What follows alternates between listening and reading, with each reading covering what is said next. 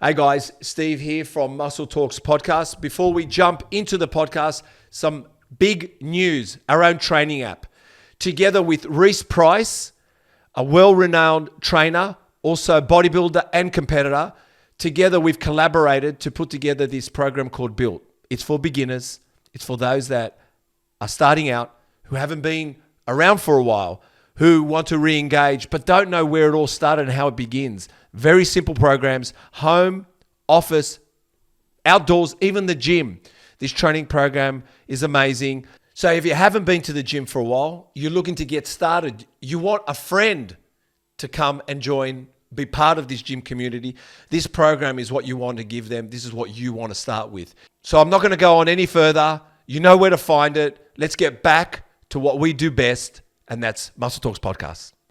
Yeah, I've got a friend competing very shortly, and he usually goes into opens, and I'm like, dude, you're classic. And he goes, are you sure? I'm like, dude, you're classic. Like, your lines are just X-frame. Everything sweeps and flows. Your posing is beautiful. Why are you going to waste your time in open? That flow is gone from open bodybuilding nowadays. Everything's just hit that pose, hit this pose, hit that pose, done. Off you go. And also, I know one element that doesn't have it at Coles, and that's love. And you don't get fat on love. Oh, you do, trust me. Oh, you do, but you know, just man. You walk into my parents' house, Turkish house, there's baklava, there's Turkish delights, there's baklava cheesecake every freaking weekend. You're like, oh my God, there's dolmas, there's you name it. Out of all of them, like when I come home from like the gym, my parents are like, you got to stop doing all the weights you're doing. It's not good for you. The clients that come to me and go, hey man, I'm thinking of doing a cycle. What do you reckon? That's the first thing that in today's society, when you go on a consult call to talk to a client or like a potential client, hey man, so what are you going to run with me on drugs? What? Yeah, I just need to know like what drugs are we going to do, bro? And it's always the woks. Oh yeah. He's the strongest in his bloodline. Heavy by nature, giant nerd, but a panel beater. Beats the drum, possibly an assortment of instruments. Calories in, calories out, macros. High calories just makes him fat. Hydration with some oxidized Himalayan salt. Warm water, of course. Yep. He's quick release. Or is he slow release? Doesn't matter. Just try it all. Longevity and lifestyle enhancer. Fuck cheeseburgers, chocolate, Oreos, a slice of pizza. You can't convince him. Help me welcome. Need I say more? We will find out more. Tolga Temizkan.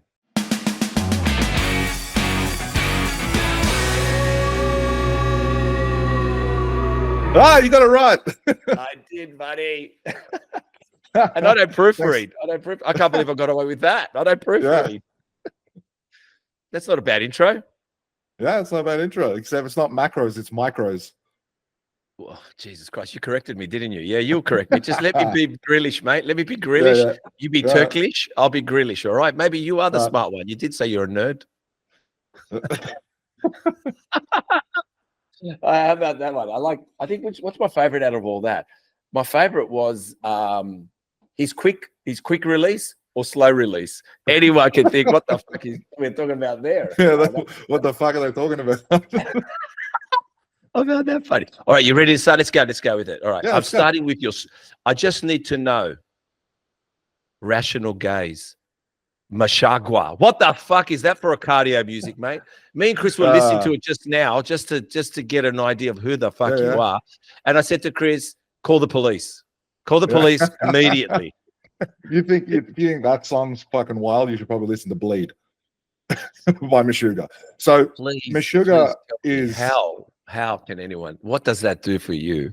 Okay, so it's not rainbows and unicorns, I can tell. No, it's not.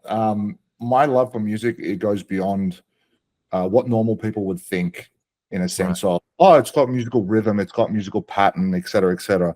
I sort of get a little bit more beyond that and listen to the way the drummer's playing, the way the guitarist's playing, what the singer's actually singing about. Like, people will say, yeah, that's cool, you know, that's what I listen to too. But I go through the timing signatures of everything. So I'm paying attention to, as a drummer myself, I'm paying attention to timing signatures. I'm paying attention to how they're connecting and how they're communicating through these instruments to one another as bandmates. So Meshuggah is very, very different. A lot of people will go, oh, I don't understand it. It's just people screaming, just drums going crazy. But they do sing about a lot of things. Well, they do provocatively say things in their music that's should be touching a lot of topics. Like, you know, there's a lot of topics in there that they touch just finally, and then they go very deep into it as well in some songs. So, but it's great music for when you're angry. And I like to listen to a lot of different musics, different classical music. Like my Spotify list is just over 1,000 songs. It's just constantly shuffling songs nonstop, from like funk to jazz to hip hop to random stuff. But mainly it's heavy metal for me personally. I was telling Chris, if I was seeing a girl and I just happened to go out with her, and I said, Chris, I just got her Spotify songs, and we said, let's have a listen. I'd listen to that. I go, we're in trouble, Chris. Let's get rid of her. She's going to beat the shit out of you. She's going to beat the shit out of me, Chris. Get the cops. It was, but you know, I since we're talking that topic, I do have a question on that, but we'll get to that one later. Isn't it funny? I don't know about you, maybe because you're a musically talented person, meaning the fact that you had played instruments, you're playing drums, but even Chris plays music as well. But I love music. I love it. But what I found, what's fascinating me is I only recently, but I never really appreciated those bands in the 70s and the 80s, and the music they wrote was poetic. Like, fuck me, like Guns N' Roses and Metallica. What, I'm not even there, but even further, we can go Iron Maiden. But even Jimmy Barnes, like people wrote stuff that wasn't about selling it. It was an expression, and it, of how, who they were and what they stood for. And I feel guilty. I feel humbled now, but fuck, it was just went over my head. And isn't it funny how music can go, like you said, what you just explained now, that music went over my head. But now you said it, I'll probably sit back and try to do what you did or what you said. And that's what I'm saying. What's fascinating about music, it's just like the world. We judge every motherfucker, but we don't stop for a minute just to breathe and get to know things and get to know people. You know what I mean? This is the beautiful thing about music.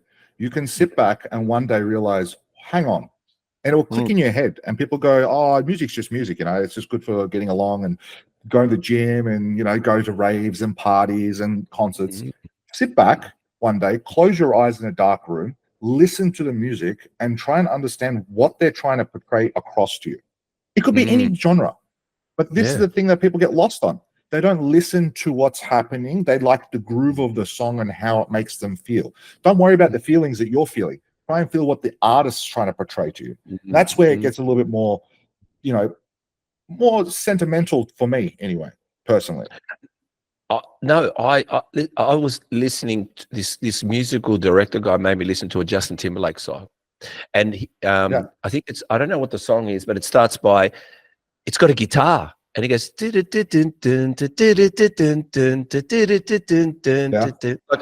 know the song? I'm sure you do, maybe. I probably do, not the song title, but but the thing is, but he made me listen to that. He goes, oh, no, I want you to hear the start. And I said, okay, I'll listen to it. And then when I heard it, I went, what a fucking amazing song. That's when I knew it was an amazing song, because then I started listening. And that's when I went, it's not Justin Timberlake, man. Fucking, it's the band around him too, and the producers and people that put that together, and himself too, being a great singer. But take away all the fanfare, some of these people are true talents. Like I said, it's some of the bands that came through, wow, like now you know why they were. Go on. Even if you listen to some of the bands from Melbourne now that have just come out, like there's a couple bands like Thornhill, Northlane. Like Northlane, I just went and saw them live last weekend with Thornhill and Invent Animate, and another band that's Australian. They're all Melbourne, and one's from Byron Bay. They're wild. Like Melbourne or Australia's musical like scene when it comes to the rock genre has taken leaps and bounds. But like if you listen to the music and what they're talking about, it's only coming to mainstream now, like these bands that are coming through. And people are understanding the message now. And it's wild because 10 years ago, these bands were around. It's like before Jimmy Barnes even got famous as well, like going back to him, before he even got famous, he was singing in pubs and, you know, messing around, trying to make music. But now people appreciate his music even more. Hey guys, I just want to say thank you so much to everyone who has subscribed, who is following us on all platforms, but especially here on YouTube. And if you're listening to us on Spotify, please, if you could do us a big favor, which helps us reach more people, get better, bigger, greater. We've already had some great guests anyway. Everyone's been a treat. Hit the subscribe button, hit the notification bell so you're notified every week a new podcast that is launched. And I just want to say a big thank you. But again, subscribe, hit the notification bell, and enjoy watching Muscle Talks podcasts. People get very wishy-washy when it comes to music. Like some people are very heavy on some certain genres. I like to listen to everything, and I try and learn everything I can from different artists. Well, okay then. This is a really good segue into bodybuilding. What about those bodies that in that 70s and 80s era and the early 90s, like the chisel, the cut, the design, symmetry, like how beautiful was the body then? Like, even though, hear me out, there was a point that it's okay. We all know like it's still there. And you know when an Olympian is an Olympian, you know when it's Ronnie Coleman. You can look at that as well. Even, to be honest, I've got on my vision board Jay Cutler. There's a reason why I have Jay Cutler up on my vision board, because he's done something no other bodybuilder's done, and that is win consecutively, lose, and then come win consecutively again. And I think that's a feat to come back and do that. Not many bodybuilders have done that part. You know what I mean? You're out usually. So what I'm trying to say, isn't it funny how? But you should have Dexter Jackson on that board then. What did he do, Jack? Tell me Dexter Jackson. I'd like to go ahead. Why? Dexter Jackson has been competing for the last 30 years non-stop every year. Wow. I did not know Up until his very retirement. I think it was like in his late 50s when he retired as well. I can't remember off the top of my head, but somewhere around there, he retired very, very, very late. And he kept showing up in the supreme condition he did. And he was versing people like Jay Cutler. He was versing people like Ronnie Coleman. I believe he actually won. He beat Jay, I think, maybe one year. I can't remember. I'm not too fluent in the old school bodybuilding, because I didn't find bodybuilding until I was a little bit later in life due to sport and injuries I accumulated. But some people believe that Dexter Jackson is the GOAT, and I believe he's the GOAT purely because of how long he's been competing. Chris, compared to Ronnie Coleman. Feeling he's the one that took out Jay Cutler then. I'm just thinking. I'm pretty sure he is. I think he is the one that got an Olympia. Got Olympia once. 2008. Look, let's quickly Google, because all we need is we like hate mail. We'll take hate mail anytime. Just let's make it real. Let's get good hate mail. Dexter, 1 second. Dexter. Let's see. Chris, do you want to switch off that speaker over there? Sorry. Here we go, Dexter. Yeah. Dexter Jackson took out Jay Cutler in 2008. So Jay Cutler won 2006, 2007, 2008. Dexter took him out, and then Jay came back 9 and 10. So you know what? Yes, and that's what when we talk about bodybuilding and this sport. And myself, let's talk about myself. I started at 18, I'm 15, and why I have a love affair. See, I know the Sean Rays. I'm actually speaking to Sean Ray at the moment, right? I'm speaking to Sean Ray. He's the GOAT. But Sean Ray is not only creates controversy, he's a public speaker. He's been paid to be a bodybuilder, but be a presenter. He's got his own show. He's not just selling protein powders. He's invested so deeply inside the sport. He's deservingly to be called the GOAT. He's come second. I think his best is second or third against Dorian Yates. So the thing is with this sport that I love about it is there's no start date because there's no finish date. Once you start, you are never going to find the finish. And that's what's beautiful about it. You know what I mean? That's correct. The thing with Sean Ray is it's very controversial talking about Sean Ray, because everyone either likes him or hates him, right? But of course, he has his own opinion, and he's entitled to what he thinks about bodybuilding and what he thinks about competitors and the federations.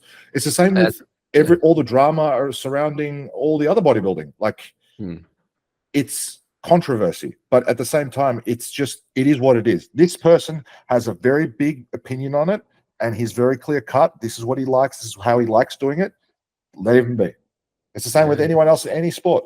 You might have an AFL rugby team, or sorry, a rugby team or an AFL team. One says they train this way for this sport, and this way they train this way. Like you win or lose either way. Just let them be. Like, what are you going to do? But even when you look at when we talk about Sean Ray, we're talking about a few people now. Milos Sanchez, a few people that are saying that's at the moment. Ronnie, actually Jay Cutler. I'm going to tell you a few. Jay Cutler, even Arnold. Right? Just hear me out about these people. Yeah.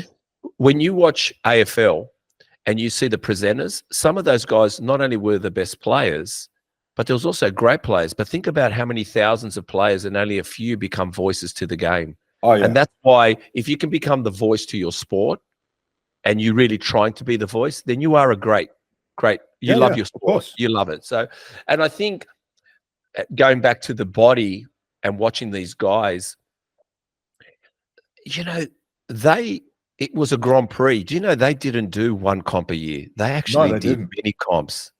To get to Olympia. Go on. I've seen Milos like literally put up picture after picture after picture of like back to back, non-stop shows for months on end. Same with Dexter Jackson, months on end, just constantly competing over and over and over and over and over in short periods of time. There could be like 2-3 days in between different shows, and they fly, they compete, they fly to the next place, compete, because they just love the sport. But I think as well, besides loving it, don't you think that it's a sense of accomplishment? But but don't you think as well they looked at it like because you're from Melbourne, we'll just say when it's an AFL tournament, it runs for 6 months. These guys looked at competing for seasons. That season. They didn't off season was off season, but on season they would jump on their plane. Where here everybody sits back just to come to be the biggest at a show and uses just their IG to be famous. But these guys were rocking up to shows. Well, that's the thing. They didn't have Instagram. They didn't have social media. They didn't have any of that stuff, right? The only thing they had was magazines and videos. Magazines, like the old Muscle Flex magazines. And then they had like all sorts. That was their promotion. Nowadays, you have to approach a company and basically pay them to be a part of their organization.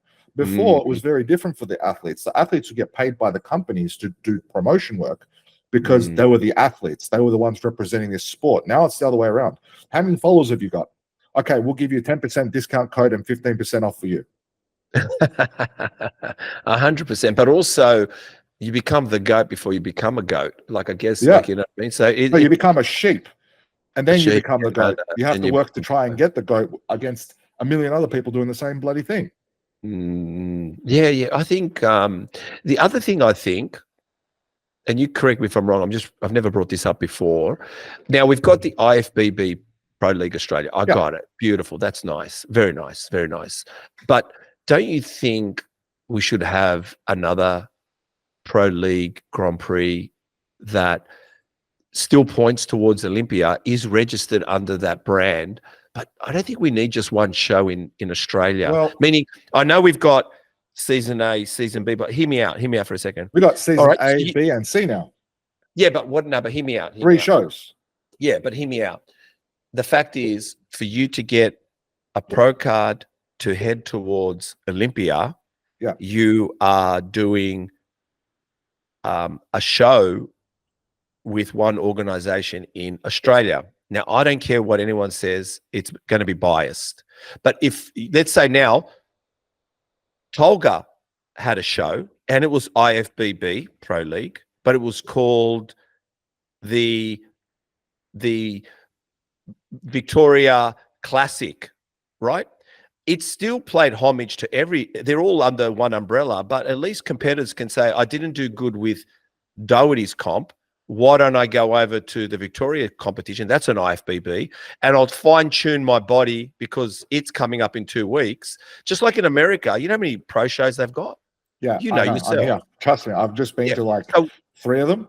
But the thing is, it's different because of how small our country is. Yeah, I was going to say, I know it's that. So Tony could obviously open up more shows if he wants, but there's got to be the competitors for it. Now we have plenty of competitors, but you got to remember, sponsoring these shows costs a lot of money. Yeah. Throwing these shows costs a lot of money. Yeah, and of course. What they have to do in Australia is compete, get a pro card, but then go overseas and compete to get a qualification for the Olympia, right? So it's very different. Winning a pro card is very, very hard in Australia because you're competing against, a smaller group, but the criteria is a little bit different to what it is overseas. And I see this a lot. For some reason, I don't know why they do this over here in the US, but we don't do it in Australia, which is, I think it's fantastic. Okay. They don't award in Australia 2 different crossovers. So if you've got let's say a competitor in bikini and a competitor in figure, but they're both doing the same thing. If one enters the other one enters in that other category as well at the same time, they won't give them a pro card. Does that make sense? Why should they? Because you're entering the bikini, and if you get a pro card in bikini, that's the competitor rank you need to stay in. That's your lane. Yeah. That's where you've just gotten your pro card. So it should be. But in the US, I'm probably going to ruffle feathers, but in the US, a competitor can enter bikini and figure and win both and get 2 pro cards. No, that's not right, because you're not. It's actually you're not. How can you be? Think about it. How can a wellness girl be bikini? It's all exactly bottom end. Point.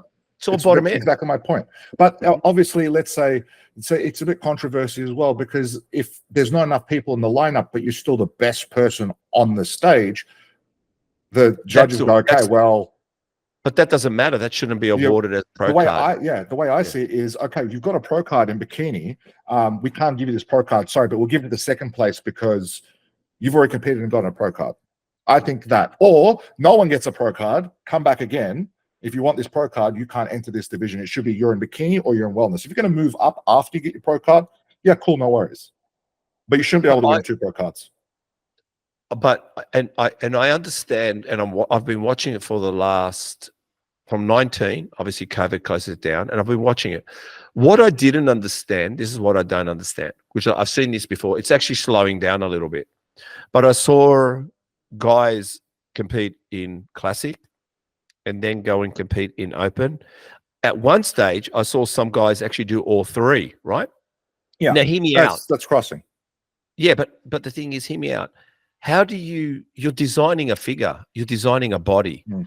At the end of the day, if hear me out, men's physique was all top end. It was never bottom end. So how can you go from all top end to go into classic, which classic is a little bit bottom end as well, which is kind of symmetrical and then opens is explosions, just exploding everywhere. So how can they take their money and tell them to come into 3 divisions and hope for the best when that's what you're doing? You got no focus. So how can you even think you're going to get a pro card? So this is the thing I do with a lot of clients. I ask them, because when I take on clients, especially if they're males or females, honestly, I ask them, which division do you want to be in? You need to think about this very clearly. And if they go to me, oh, I like wellness, I'm going to tell them, okay, so you want to be in wellness, but you're very top heavy. Now, for us to shrink that, right, we have to not train that for a specific amount of time and take the focus away to the legs. Yeah. I had one client who is obviously figure, and she goes, I want to be in wellness. I'm like, okay, well, we can work towards wellness and trial run a growth period to see how your legs respond to it. But your upper body's too jacked. Like you're striated across the whole chest area. And she goes, all right, look, I've been told I should probably go into figure. Okay, let's go into figure. She came 2nd overall, which is fantastic, just on the weekend that just passed. So I don't understand when a guy goes, hey, I'm going to do men's physique, classic physique, and open. If you're doing it for the shits and giggles, no worries. And if you've got like an intermediate, if you want to win some trophies and see what it's like and which division you like to fit in better, it's your first show or second show and you're trying to figure out which division you fit in, no worries, right? But if you're a seasoned veteran, you've been doing this for years, get the fuck out of one of those categories. Stick to your lane. Because the pro card's important to you, and go get it, because they're going to fuck you overseas. Overseas, they're going to eat you alive. If you're not I've sure. got a friend competing very shortly, and he usually goes into opens, and I'm like, dude, you're classic. And he goes, are you sure? I'm like, dude, you're classic. Like your lines are just X-frame. Everything sweeps and flows. Your posing is beautiful. Why are you going to waste your time in open? You still have to be classically like presentable and open, I believe, because that's the old school bodybuilding. That flow is gone from open bodybuilding nowadays. Everything is just hit that pose, hit this pose, hit that pose, done, off you go. This guy can pose. And I'm like, dude, they're going to reward you better in classic. Just go classic. He went classic and he was like, bro, I loved it. I'm like, come on, think about it. Think about it very strategically. When a client goes, oh, I want to do men's physique, and then I want to actually, you know what? In 6 months' time, they put on a lot of size, and it's like, you know what? I think I can go into classic now. Put on the size. No, you've put on a bunch of fat on top of that muscle, right? Because you're trying to grow and you're in off season, so now you look a lot bigger. Well, we whittle that body fat off. You're going to still be in men's physique. Don't get confused. Yeah, and that's why I think if I was judging and I said, oh, there's Tolga and he's come in on classic, I'm just throwing it out there. I'm just saying, there he is. It is. Looks great. I go, okay. Oh, and then I turn to the judge next to me, Chris, and I say, how good was Tolga? And Chris goes, yeah, it was pretty good for classic. And I'm sitting there, and then I go, what's Tolga doing here at Men's Physique now? That's what's going to fuck you over. I'm going to say he can't have it all as a judge. So I'm thinking, but that's the same. I think the same. What are you doing here? So I think own it, jump in the lane, and fucking take every motherfucker out. Go for it. That's what I think as well. Like, I personally want to go towards men's classic, right? But the thing is, I'm very large when it comes to my size, and people are like, "You don't look like a bodybuilder. You don't look like classic physique." I'm like, well, I'm 115 kilos at my weight now. My peak heaviest weight was 128. I didn't look like a bodybuilder at all. I just looked like a rugby player. But when I get lower and lower in body fat and I get down to like the 5 to 6% at like 103, 105, then I start seeing my shape in classic. And I'm like, I have very small waist when I'm like lean. People are like, maybe you should just go into bodybuilding. I'm like, why would I go into bodybuilding at 105 kilos? That doesn't make sense. No. And I think I go men's physique. No, I don't think you are men's physique. Why? I look at you. No. I think you've got some big quads on you. And I think if you're 115 and you've got to lose 20 kilos, I think you're going to end up looking classic. And that's why I think that's what's going to happen. I think when you shed it off and rip it up, I think you're going to be very classic looking. Yeah, I did that last year. And this is actually kind of funny. This is a funny story. Everyone was like, you can't get like stage ready or stage close enough lean in a period of 3 months. I said, watch me do it in 8 weeks. And people are like, it's not fucking possible. I'm like, oh, it's possible. You just need to know how to suffer, and you got to love to suffer. And people say, I love suffering. No, you don't. You don't know what suffering is. No. You got to, if you, I know myself, I've never competed, but I know if like, like I said, 35 years, have gone to Europe, gone around, done stuff. But if I've got something coming up and I feel like it's going to involve my clothes off or being dressed up in a suit and I want to feel great, I want to enjoy my time there or whatever I'm going to do. Yeah, I could do things in 6 weeks. Yes, it is going to involve every second of the day and going to bed literally wanting to eat, rummage. Like it's going to, but the thing is you can do anything if only that you are literally fast laning it. Yep. You want more time. Yep. I get that. But I think what's most important is that it's kind of like this. It's kind of like we're going to dial you in and we're going to check you a little few weeks beforehand, and then we're going to beef you up a little bit and then take you down. It's kind of like I either get it right or I get it wrong, and you just go. Does that make? That's why you can do it in 8 weeks. Well, you know what I'm trying to say? You're either going to get it right or get it wrong. Or you get it wrong, or you're going to fuck it up and you're going to look like a skinny bitch. But that's right. But see, like, yeah. I've been through the process many, many times myself personally, and I've always done it myself. Like I've had coaches in the past that have put me through it, and I've never looked as sharp as I do as when I do it myself. So when I pull myself down, I can tell when I need to pull more or push more or feed myself again or not. And also know with my how my hormones are doing that I can sort of play around with it. When I play with like a coach, it's like, okay, like they're going to tell me what to do, but is it going to work for me when I'm telling them feedback? Like 9 times out of 10, when I've told a coach that I've worked with in the past, hey, this is a problem. This ain't going to happen because I know my body. No, it's going to happen. It's going to work. How do you know when you've never worked with me in your life before? How long have we been working together? 3 months, 4 months? It's not going to work. I've been doing this for 15. Yeah. So when I pull myself down, I pull myself down, but I don't go 0 carb. I go down to like 150 carbs minimum, and I just drop. I just keep dropping. Yeah. Look, it plays. There's a lot of again, I'm no coach. I'm not anything. But what I do know is there's a lot of toil, and it comes from visuals. And because you're looking at your food diminish, but you've got to convince yourself. There's a lot of convincing. There's a lot of mind games playing on, and that's why I said to you, if you are doing this ADHD problem with food. Don't worry, I have an ADHD problem with food too. I'm the worst, honestly. I could eat great all day, and a donut could fuck me over, and it really shouldn't. And actually, I'm learning to be better at it. But what I find is, and just to comically come into that area of food as well, and again, I've got questions on that, is I never question not one fucking homemade thing. Hear me out. Oh, never.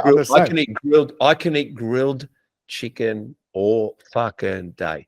But if I come to your house and you said to me, Steve, I made these donuts, guess who's having a donut with you and feeling good about it? Me. Why? Because I know Tolga, I know he would have put flour, he would have done everything, he would have, because I know who he is, like your mother or your auntie or anyone. And also I know one element that doesn't have it at Coles, and that's love. And you don't get fat on love. Oh, you do, trust me. Oh, you do, but man, you walk into my parents' house, Turkish house, there's baklava, there's Turkish delights, there's baklava cheesecake every freaking weekend. You're like, oh my God, there's dolmas, there's you name it. But the thing is, I've only had McDonald's, I think, in the last 8 years, twice. Yeah, I don't eat McDonald's. I can't tell you the last time I ate it. I don't know. Like I tried to, and that was because I was curious. I'm like, all right, I'm in Thailand. I want to see what their McDonald's is like, because in Australia it's Macca's, right? When you're traveling, McDonald's is center. It's when you're traveling, McDonald's is like the information center. That's where you go. I walked in Thailand, and I'm like, all right, what can I have? It's 12 o'clock at night. Everything's closed. I need something healthy, clean. I asked for a salad, chicken breast, and just a McChicken, right? This lady's looking at me like, the fuck do you need a salad and a McChicken burger for? Like, what the? And at midnight. Just fucking eat, will ya? Yeah. So I got it, and it was the healthiest McDonald's burger I have ever seen. Like the way they gently put everything together. It was wrapped in a very artistic way. They served it to me, and I'm like, what the hell am I eating? Like, is this a restaurant, or is this like just Macca's? Like, this doesn't make sense. She came over, she's like, do you need any sauces? I'm like, what the fuck? I know. We are Macca's in Australia, they're throwing sauce at you and telling you to fuck off, and I'm like, mate, I know. There's chips. There's a chip that's been sitting there for like the last 10 years at the Macca's in Australia, somewhere in Melbourne. It's like just sitting there growing. Gonna walk out on its own 2 legs. Do you know, once upon a time, you would go have French fries at McDonald's because they were thin and crispy kind of chips. Now they're not. And there was also a time that you'd go to KFC because you enjoyed their chips because it had that chicken seasoning. And now they're shit. Everything's shit now. It's all shit. I remember, I think it was, my mum's a bit of a health nut, and she was telling me, did you know, I didn't know this, I had to look it up. She goes, do you know that if you bought a packet of large McNuggets and a large chips from McDonald's, you could leave it on a table for 5 years and it would still look the same? I've heard stuff like that. I've heard the same. I was like, what? Really? Yeah. So then I looked that up, and some dude actually did a time lapse on it, and it looked the same. I'm like, what the fuck? Look, all right. I want to. That was a good topic. Some great stories in there. We're going to get back to food. Don't worry about that because I've got the intro from the pizza. Fuck the pizza and fuck the chocolate. Man, I love chocolate and pizza. What do you say? No, don't worry. It's all good. It's all good. You know what's all right? I've got to say it now since it's come to my mind. What the fuck is it with Turkish ice cream? It is incredible. Yeah, I cannot go back to gelato now.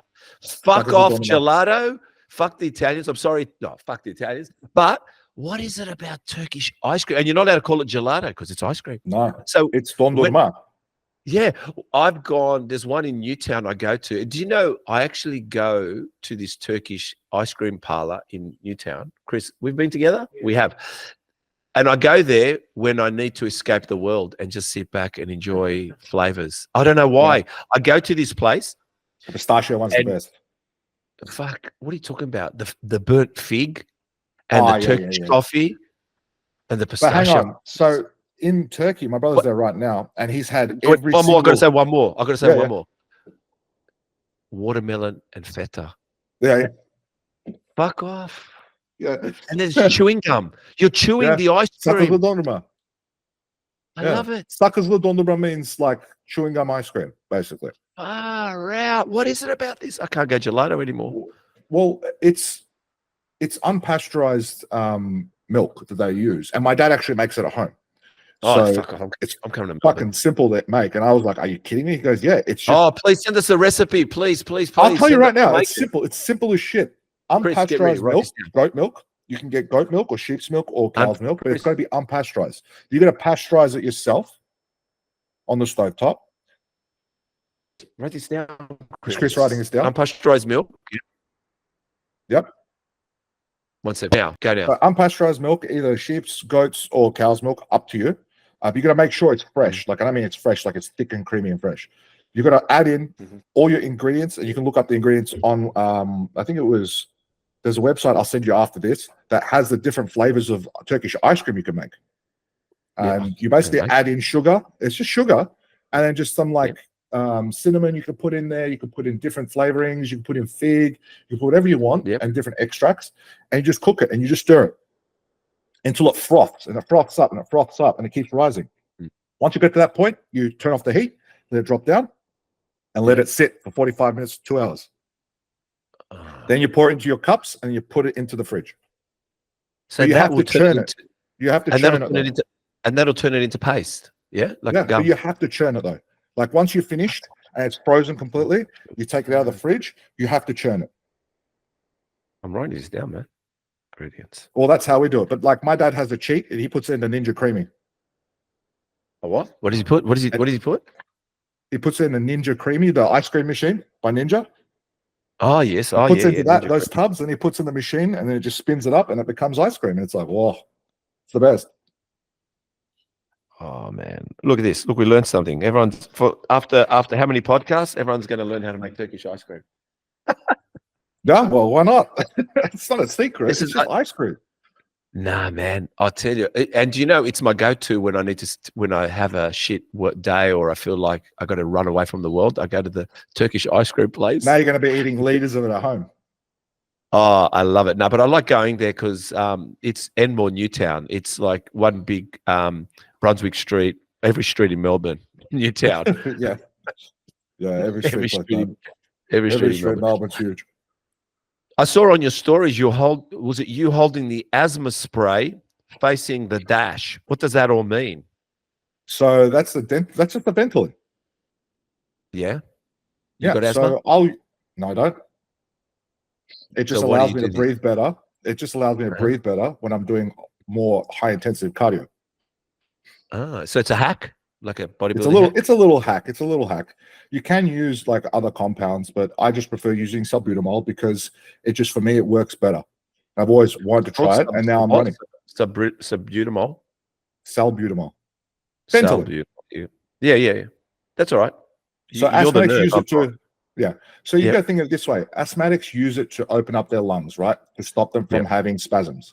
Now, when you're breathing fast and you're running fast and you have, let's say, an issue with oxygen deprivation or something small, right? Like that. It's not something small, but let's say you're trying to get in as much oxygen as possible. Mm-hmm. Wouldn't you rather use something that's easily to use? What are you going to rely on? I wanted to try it out, so I tried it out, and it worked out really well. So I was like, cool, it works. How long have you been using it for? I've only been trying it out for 2 weeks now, just to see what it's like. Could you become dependent on it or not? That's what I'm asking. No. I'm just asking the question. You could use other things, but the thing is, it's a Ventolin. It's harmless. Some people use it day to day before they play footy, just so they can keep up with the amount of oxygen that they need to carry in their blood supply. A lot of professional athletes I've seen in person literally go puff, puff, and off they go on the field. It just depends. Like, I personally use it now and then, but the last 2 weeks I've been trying it out to see every day to see if it makes an improvement. It's made a little bit of improvement, but also because of the environment I'm in. It's very humid. So when it's humid weather, it's very hard to get in air, and your voice starts, or your throat starts to close up very easily. So I use the Ventolin just to get the oxygen in. Okay. Well, thank you for sharing that. I wanted to know what that was. Also, we got on the stories again. You wrote that you carry the weight of being the strongest in your bloodline. What does that mean? Define strong. So that's not what I wrote, but that's the meme, right? So my brother and I have this little. No, but you wrote underneath. Strongest person in the family. In my family. Yeah, definitely the first strongest. So everyone in my family is a lot shorter than my brother and I. We're the tallest in our family, which is wild because you look at my grandparents; they're like 5'6", 5'5". My brother's 6'2". I'm 6 foot, and I'm definitely the largest person in my family, and my brother's the second largest person in the family, like size-wise, which is just interesting. So when I say I'm the strongest, I'm like doing the craziest stuff out of all of them. Like when I come home from like the gym, my parents will be like, "You got to stop doing all the weights you're doing. It's not good for you." I'm like, "Are you kidding me?"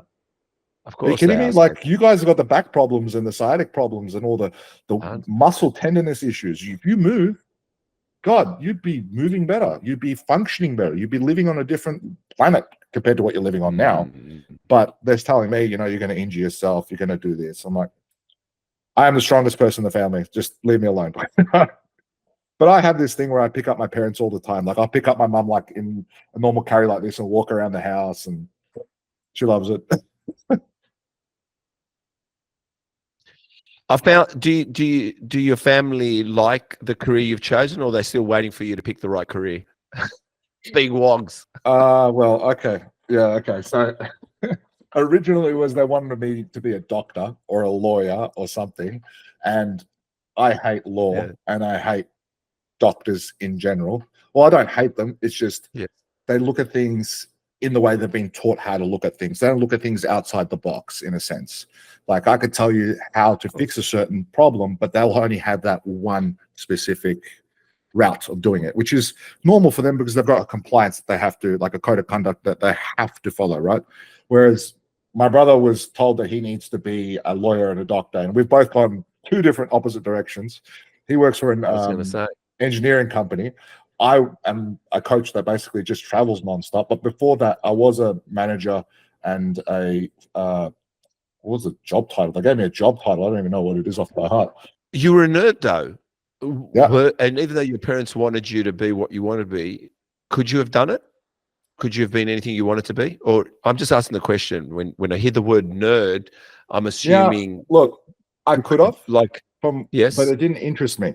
That's the thing. Okay. It didn't interest me. I have this remarkable talent, my mother says, and my father just agrees with her, obviously. But I have this remarkable talent where once I want to learn something, that's what I need to learn, and that's it.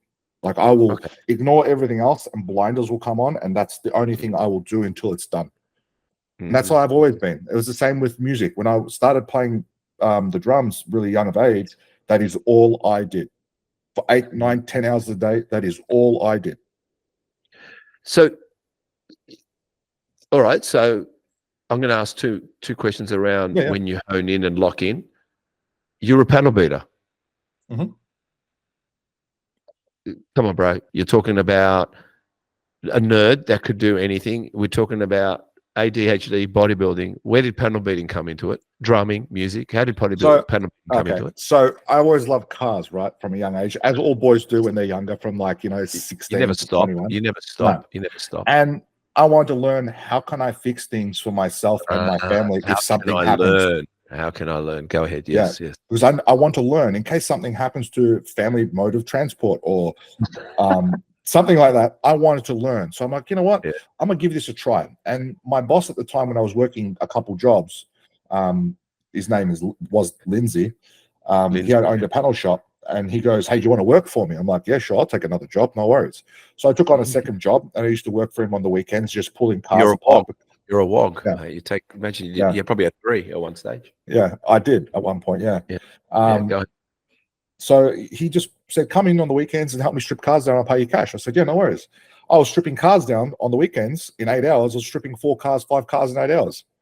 He'd put the worksheets on front of the dashboard, and I'd be like, okay, no worries. Strip them all, bag them all, blah, blah, blah, tag them, off I go. Next car, next car, next car, next car. I'd walk out, get my pay, off I go to my next job. Yep. And then he goes, hey, man, you sort of know what you're doing. Would you like to do this as a normal thing, Monday to Friday? I'm like, I sort of get pretty good money for what I do from this other job I do. He goes, you know what? I'll give you more than that if you can do this for me. I'm like, sure. So then I started picking up little things as I started working there for a year. And I'm like, hey, I actually want to give this a shot. I want to learn how to repair doors. I want to repair the cars and structural damages. He goes, all right, let's do an apprenticeship. So I ended up finishing the apprenticeship very quickly, like very, very quickly. And he goes, hey, you want to work full time like that? I said, yeah, no worries. So I tried it out. Unfortunately, he decided to close his shop down because he's like, I'm done with this. I'm like, all right, no worries. And once he shut the shop down, I was like, okay, I'm going to get bored of this if I work for someone else, because of the environment was just very, very different with him personally, because I got to know him so well. And I just went, you know what, I'm going to go back to what I usually do, which is PT. Yep. So I went back to PT. So I only learned it because I wanted to do it, and I loved it. I needed a break from being a PT for so long as well. When did you start PT, and when did you start touching weights? Well, we played rugby throughout school. I was also doing swimming throughout school. So I was training around about from 13, 14, all through high school. I didn't stop training weights until now, basically. But I did have a couple of years where I stopped training because I had a couple of injuries. And then I sort of lost interest and love for it because there was so many different things I was doing at the same time with bands and music and other stuff. So I just sort of stopped. But yeah, non-stop. Haven't stopped since. Just a couple of years break. So, because I like to ask this question, because I remember I was probably 14 when I went and got, or no, actually not 14. I think when we just, because now they start pretty young. I think when I got maybe when I just got my license, or like we went to the local Samson's weights and we picked dumbbells out and we bring it home and we trained in our garage. That was probably age of 16, I think, myself, maybe 17 yourself. When did you kind of touch weights? 14, 15. I would say specifically, like exactly when the rugby coach actually said, hey, you need to get stronger if you want to play in the forwards. I'm like, what do I do? He goes, we're going to go lift some weights. Okay. So we went to go lift some weights. But that's where I think I would have been a lot taller if I didn't. You think so? You think it stunts your growth? Yeah, I do. Like if a kid, if someone, honestly, if you're lifting extreme heavy weights and you're not just training for the purpose of being fitter and healthier, and you're trying to put on as much muscle tissue from a young age, your body sort of goes, hey, where do we, have a preference? Do we want to put on all this muscle tissue at this age, or do we stop growing in height? So like it has to come up with a way as a solution to find out which direction it wants to go. So you don't think it's a myth? I personally don't, because my brother didn't touch weights at all until he was about 20, 21, and he's like 2 inches taller than me. Okay. Yeah, because if I probably didn't touch weights, I'd probably be taller than him. How many years difference are you with your brother? 8. 8? Yeah. That's a lot. He's older? He's younger. Younger? 8?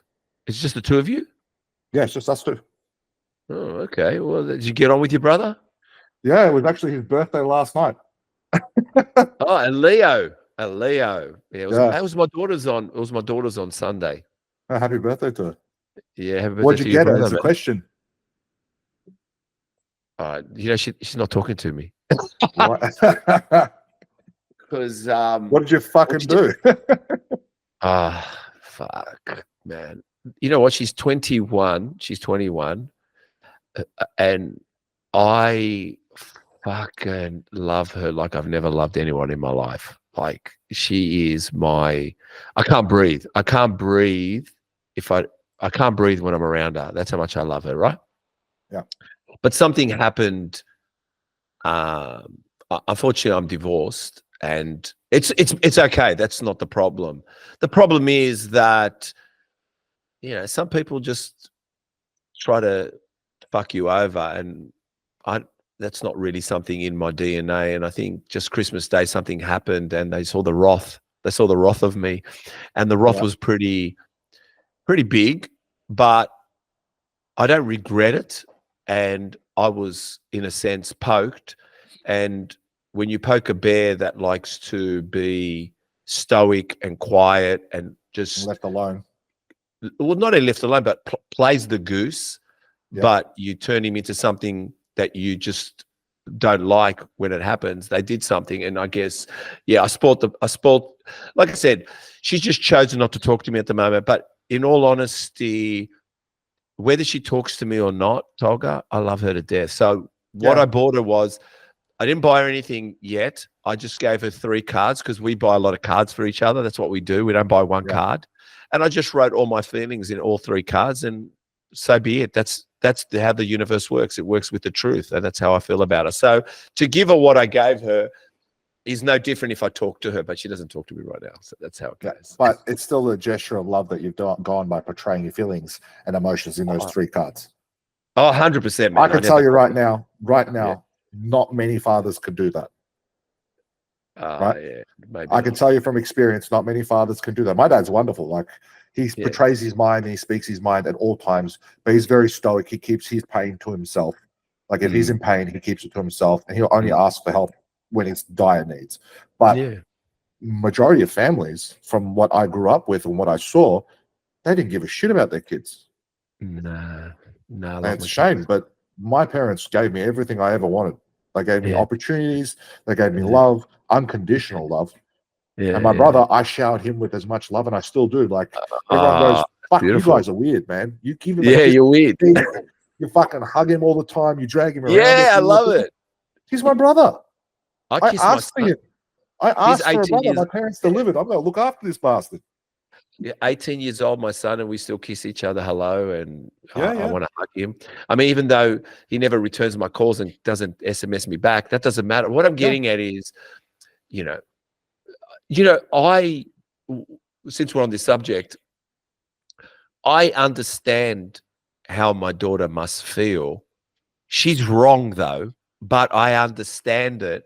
But whether I talk to her in person or now on this podcast with you, my love is no more, no less. I can't breathe without her. So that's why I said I gave her 3 cards. I'm very, like I said, going for Turkish ice cream. I have a card shop that I go to in Newtown that does a lot of handmade cards, and I went specifically to pick 3 cards that I enjoyed and thought she'd love, and I wrote in them, and that's all. That did the job, and that's how it goes. Now we'll you just got to be patient and wait and see. We'll get there.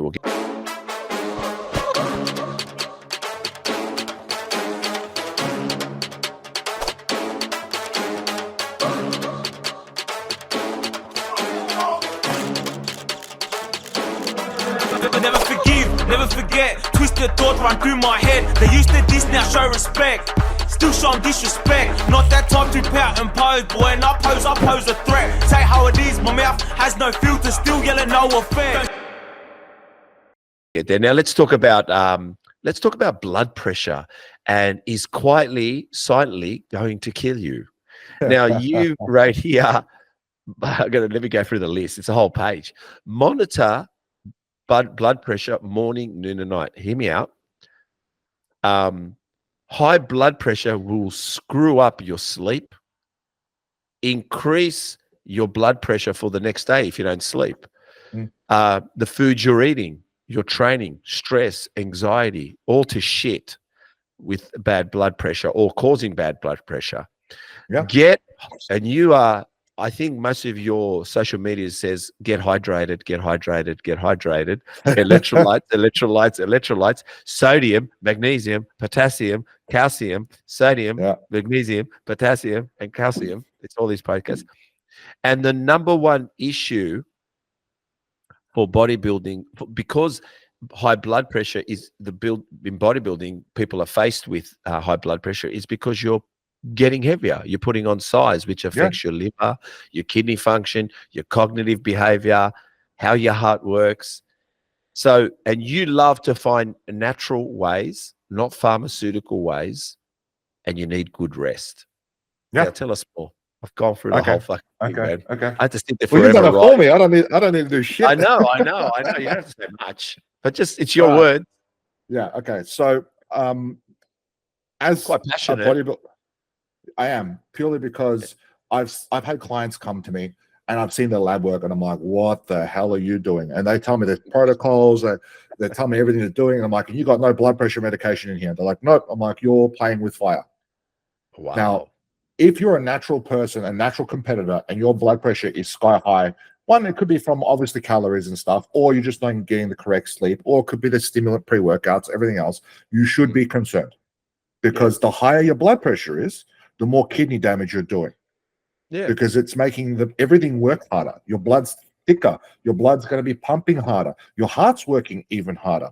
So I even went out of my way to go get an echocardiogram, because I'm like, okay, I'm 34 this year. I need to see where my heart is. They said, perfect. I'm like, awesome. Do I need to worry about anything? They're like, look, a little bit of left ventricular hypertrophy, but that's like normal for any athlete. I'm like, okay, cool. Anything else? They're like, no, cool, off you go. I had panic attacks over this about my health, because I'm a bit of a hypochondriac when it comes to my health personally, because I want to make sure I live a long life. I noticed recently you were doing tests on top of tests that you even thought, I don't need to take it, but I'm going to go do them. So go ahead. Yeah. So actually, that's another topic. If you're a bodybuilder and you want to take this sport seriously and you're dabbling in anabolics and all these other drugs and recreationals on top of that and medications that, you're getting prescribed, you better fucking do organ imaging. You better do liver scans. You better do blood tests. Every 3 months, you better do a blood test to know what's going on inside, because you might look chiseled from head to toe, but what's going on inside? Wow. Yeah. I'm listening. Right. Like, I had my gallbladder removed, and the gastrointestinal specialist was like, you can never eat fats again. I said, that's a load of shit. Yeah. That's a load of shit. My liver will be fine. He goes, no, trust me, you can't. I proved him wrong after 3 months of getting better, and I put everything in front of him, and he's like, I don't know how you did this. I'm like, very simple, natural supplements. But getting back to blood pressure, if you don't monitor that, eventually, and I've seen this happen, your EGFR, which is your estimated filtration, globular filtration rate, which is your marker for your kidneys, it just declines over time. And if it keeps declining and declining and declining, and creatinine keeps going up and up and up and up, eventually you're going to get some sort of kidney damage, and it's going to become stage 1, stage 2, stage 3, stage 4. When it gets to those levels, it's sort of like, once it gets past a certain level, you're done. Like, you won't be able to bodybuild. So why not have the time to look after yourself and manage your blood pressure? It's such a simple thing. The reason you can't be a fucking doctor is you're not going to stay inside the box, and you'll get banned, and then you won't be a doctor anymore. I will mention my doctor, but like, he even agrees with me on a lot of things, but he goes, it's just the way the law is specifically set up is we cannot do certain things the way you wanted to do it. I'm like, okay, fair enough. What can I do? And he goes, look, he used to be a doctor in Russia, and he was a specialist at what he did. And he was working with high performance athletes. And I found him by pure coincidence. And he's been my doctor ever since I was a kid. So I was like, thank fuck for him, right? Oh, yeah, you're lucky. He goes, I can't, like, because of the medical system, we can't keep prescribing you to do blood tests. I'm like, okay, cool. So I pay for them privately, obviously, to get them done out of my own pocket. And I take it to him. He looks over it and he goes, brilliant. It's perfect. There's nothing to do. Right? Yeah. And I've asked many questions to nephrologists. One of my friends is a nephrologist in Australia. And it just coincidence that I met him and became friends with him because of my own hypochondriac problems that I wanted to get checked out. And he goes, hey, why are you doing these? Like, why are you doing all these tests? Like, you're crazy for doing all this stuff. You know that, right? We only do this in emergency situations. I'm like, because I want to know. Why do you want to know in an emergency? How about prior to an emergency? Yeah, that's what I said. The same thing to him, and I said the same thing to my doctor. I'd rather know now to catch something now than when I'm 40 years old and I've got 2 kids running around. Yeah, of course, man. Of course. Because if you know now, you can address the issue and stop what you're doing and reverse it. And people think you can't 100%. reverse things. You sure as shit can reverse things. It's going to take you a lot longer to reverse than what you've created damage for. Is that what they call hypergenetics, whatever it's called? There's it's basically you're ever evolving. Nothing's set. It's not like your body will adapt or will change with the changes you make to it. Because you know how people talk about it's hereditary. Oh, it's in your blood. I think, to me, I don't actually agree with that. I agree to some degree, but you got to remember there's an underlying line that people don't realize. You are going to cause a reaction to your body by doing the exact same thing that your hereditary family did before. Okay. Yes, I agree with that. So, for example, if I gave you this classic example, if high blood pressure ran in my family and I didn't look after myself from a young age and I was abusing alcohol, recreationals, eating junk food, not exercising, everything else, you're sure as shit going to have problems. You can call it genetics. Yeah, and you're going to call it genetics. It's hereditary. It's just a bullshit fucking excuse in my eyes. You're making up shit, honestly. But when it comes to the more serious medical cases of like, there's cancer running in the family, does all this other problems run in the family? Okay, fair enough. That's different. But if you're going to make up a bullshit excuse because you've got high blood pressure in your family, come on, man. Yeah, no. It only takes 10,000 steps a day to regulate your body's rhythm.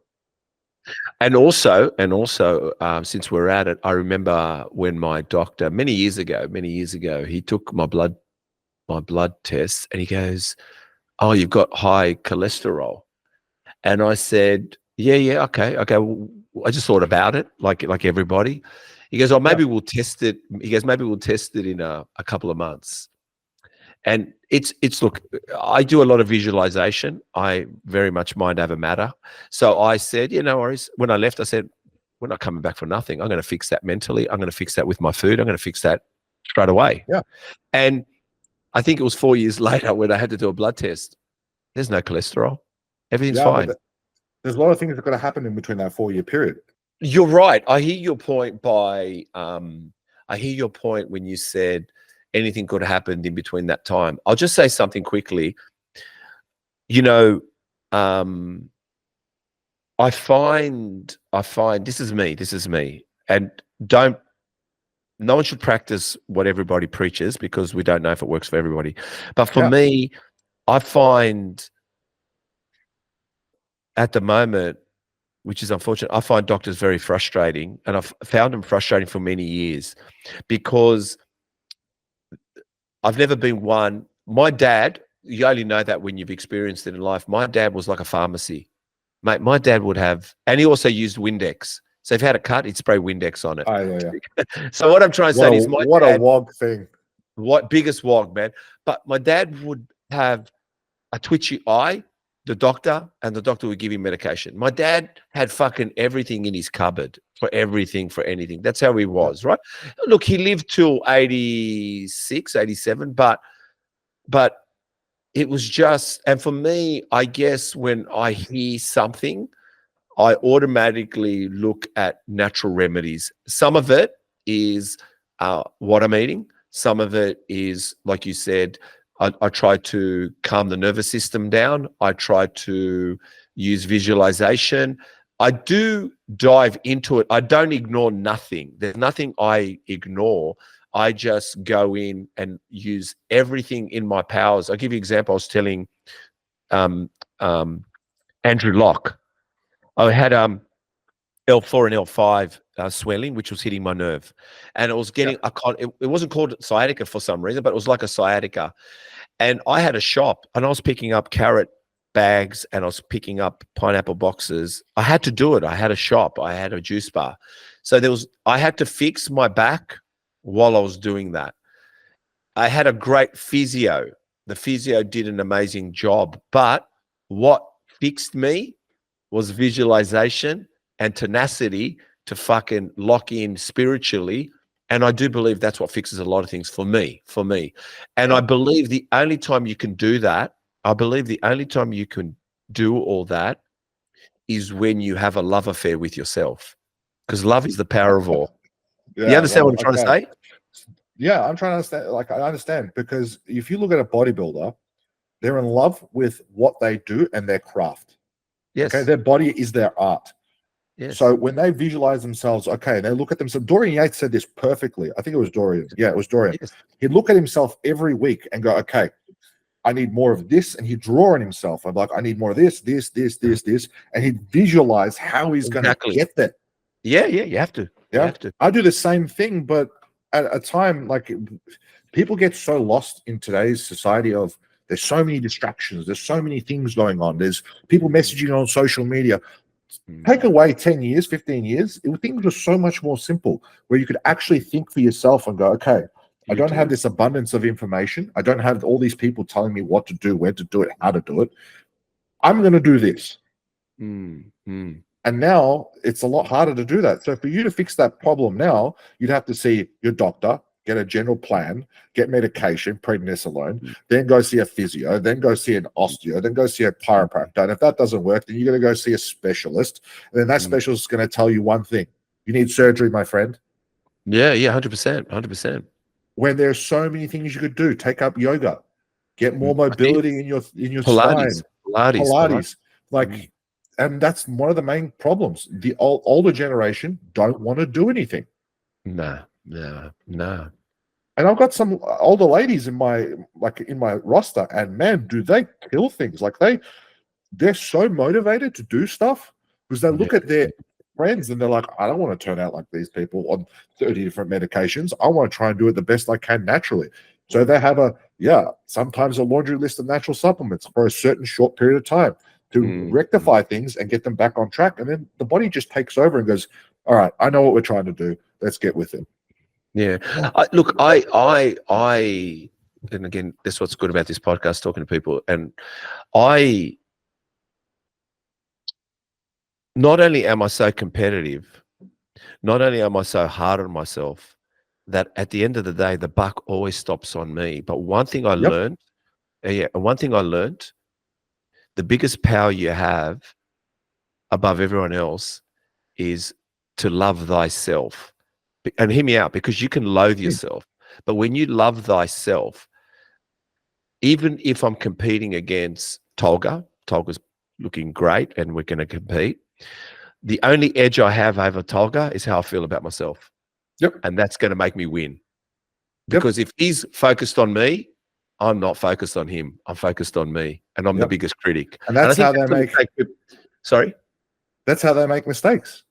Yeah. And that's how most competitors make mistakes. Exactly. And when you're competing also against other people in business, that's when you notice you didn't go down the line of your business or your physique or your body or anything you're doing, because actually what they were doing wasn't going to work for you. And that's why you fail. Never, like I said, you've got to lock into what you're doing. But I always say that that's a missing tool many people don't use. And like I said to you, the only time you can ever lock into it is when you surrender to it. And surrendering is a certain love affair with yourself. That's my tip on it. You know what I mean? Yeah, talking about love affairs. Yeah. Good. Talking about love affairs, we're going to go into philosophy time, because we do have a philosophy moment in this podcast. And Marcus Aurelius quote. This is a Marcus Aurelius quote. Okay. Chris loves Marcus Aurelius, but here we go. A quote from him, and we're going to have a little open discussion. Do not act as if you are going to live 10,000 years. Death hangs over you. While you live, while it is in your power, be good. That's from Marcus Aurelius. What does it tell you, mate? I'll go around the room. Yeah, okay. So I'm curious to know what Chris thinks about it. All right, Chris. Chris, I want to hear it, buddy. There's this Stoic phrase called memento mori, which means remember death. Right. And basically, to be short on it, is the same thing whenever someone hears that they have let's say a cancer and they have 2 years to live, Yeah. that's when they have that sense of urgency and they start doing what they always wanted to do. They start the business, Yeah. they do the charity, they smash their goals, they quit their job. Right. Because they have a sense of urgency. Right. Because they know that they only have 2 Years to live. years to live. But the reality is, we all should have that urgency because we all have limited time. I like that. Yeah, I understand. And also, Yeah, Marcus talks a little bit more on that, and he says, even if you will live, even let's say if you live thousands of years, nothing is promising you that 1,000 years from now you have the same brain, you have the same body, same functions. Maybe you may be alive, but you may be, your brain may be gone, or your body will be gone. Old and withered. Yeah. Yep. So you don't want to live. You don't want to live 1,000 years. You want to live today. Yeah. Yeah. Yeah, that's the same thing I go by. Like I tell a lot of clients when they start coaching, and this is a little bit of philosophy, but it's not too much, I guess. Not really in that realm. But I tell them, don't do what makes you happy today. Do what makes you happy tomorrow and the next day and the next day. Is ticking the boxes for your competition going to make you happier tomorrow? Yes. Okay. So then work towards that. Don't worry about what's going to happen in a year's time. Don't worry about what's happening yesterday or in 2 days. Worry about what you can do today to make yourself more successful tomorrow. Yeah. Because you can only live in this one moment, and people will forget that, and they wake up and they do the same mundane thing day in, day out. And I tell them, you might be doing the same thing day in, day out, but you got to understand, we're only here now. You have to be present now, not present for what you did in the past. If you made a mistake in the past, you made a mistake in the past. Own that shit and move on. Yeah. No, we're not. All right. It says, like I said, I'll read it one more time. Do not act as if you were going to live 10,000 years. Death hangs over you while you live. While it's in your power, be good. I think the biggest for me at the moment, and I think when you turn 55, which is not strange, because actually I always think people are more wiser or older or whatever they are than me. But the thing is, at 55, you get wisdom. It just happens. And I'll tell you why, because you just told me you're 34. I can tell you what to expect already because I've been there. Yeah. Right? You're not a dad yet. I can tell you that's when I became a dad at 34. At 34, I became a dad, right? So you're probably thinking in your mind, have I left it too late? When I've got a 21-year-old at 55. How good is that? How great is life? So what I'm trying to say to you is your perfect timing is now. And actually what I try to tell everyone is whatever you start now. It's now. It's now. It's now. It's now. It's now. You want to have fun? It's now.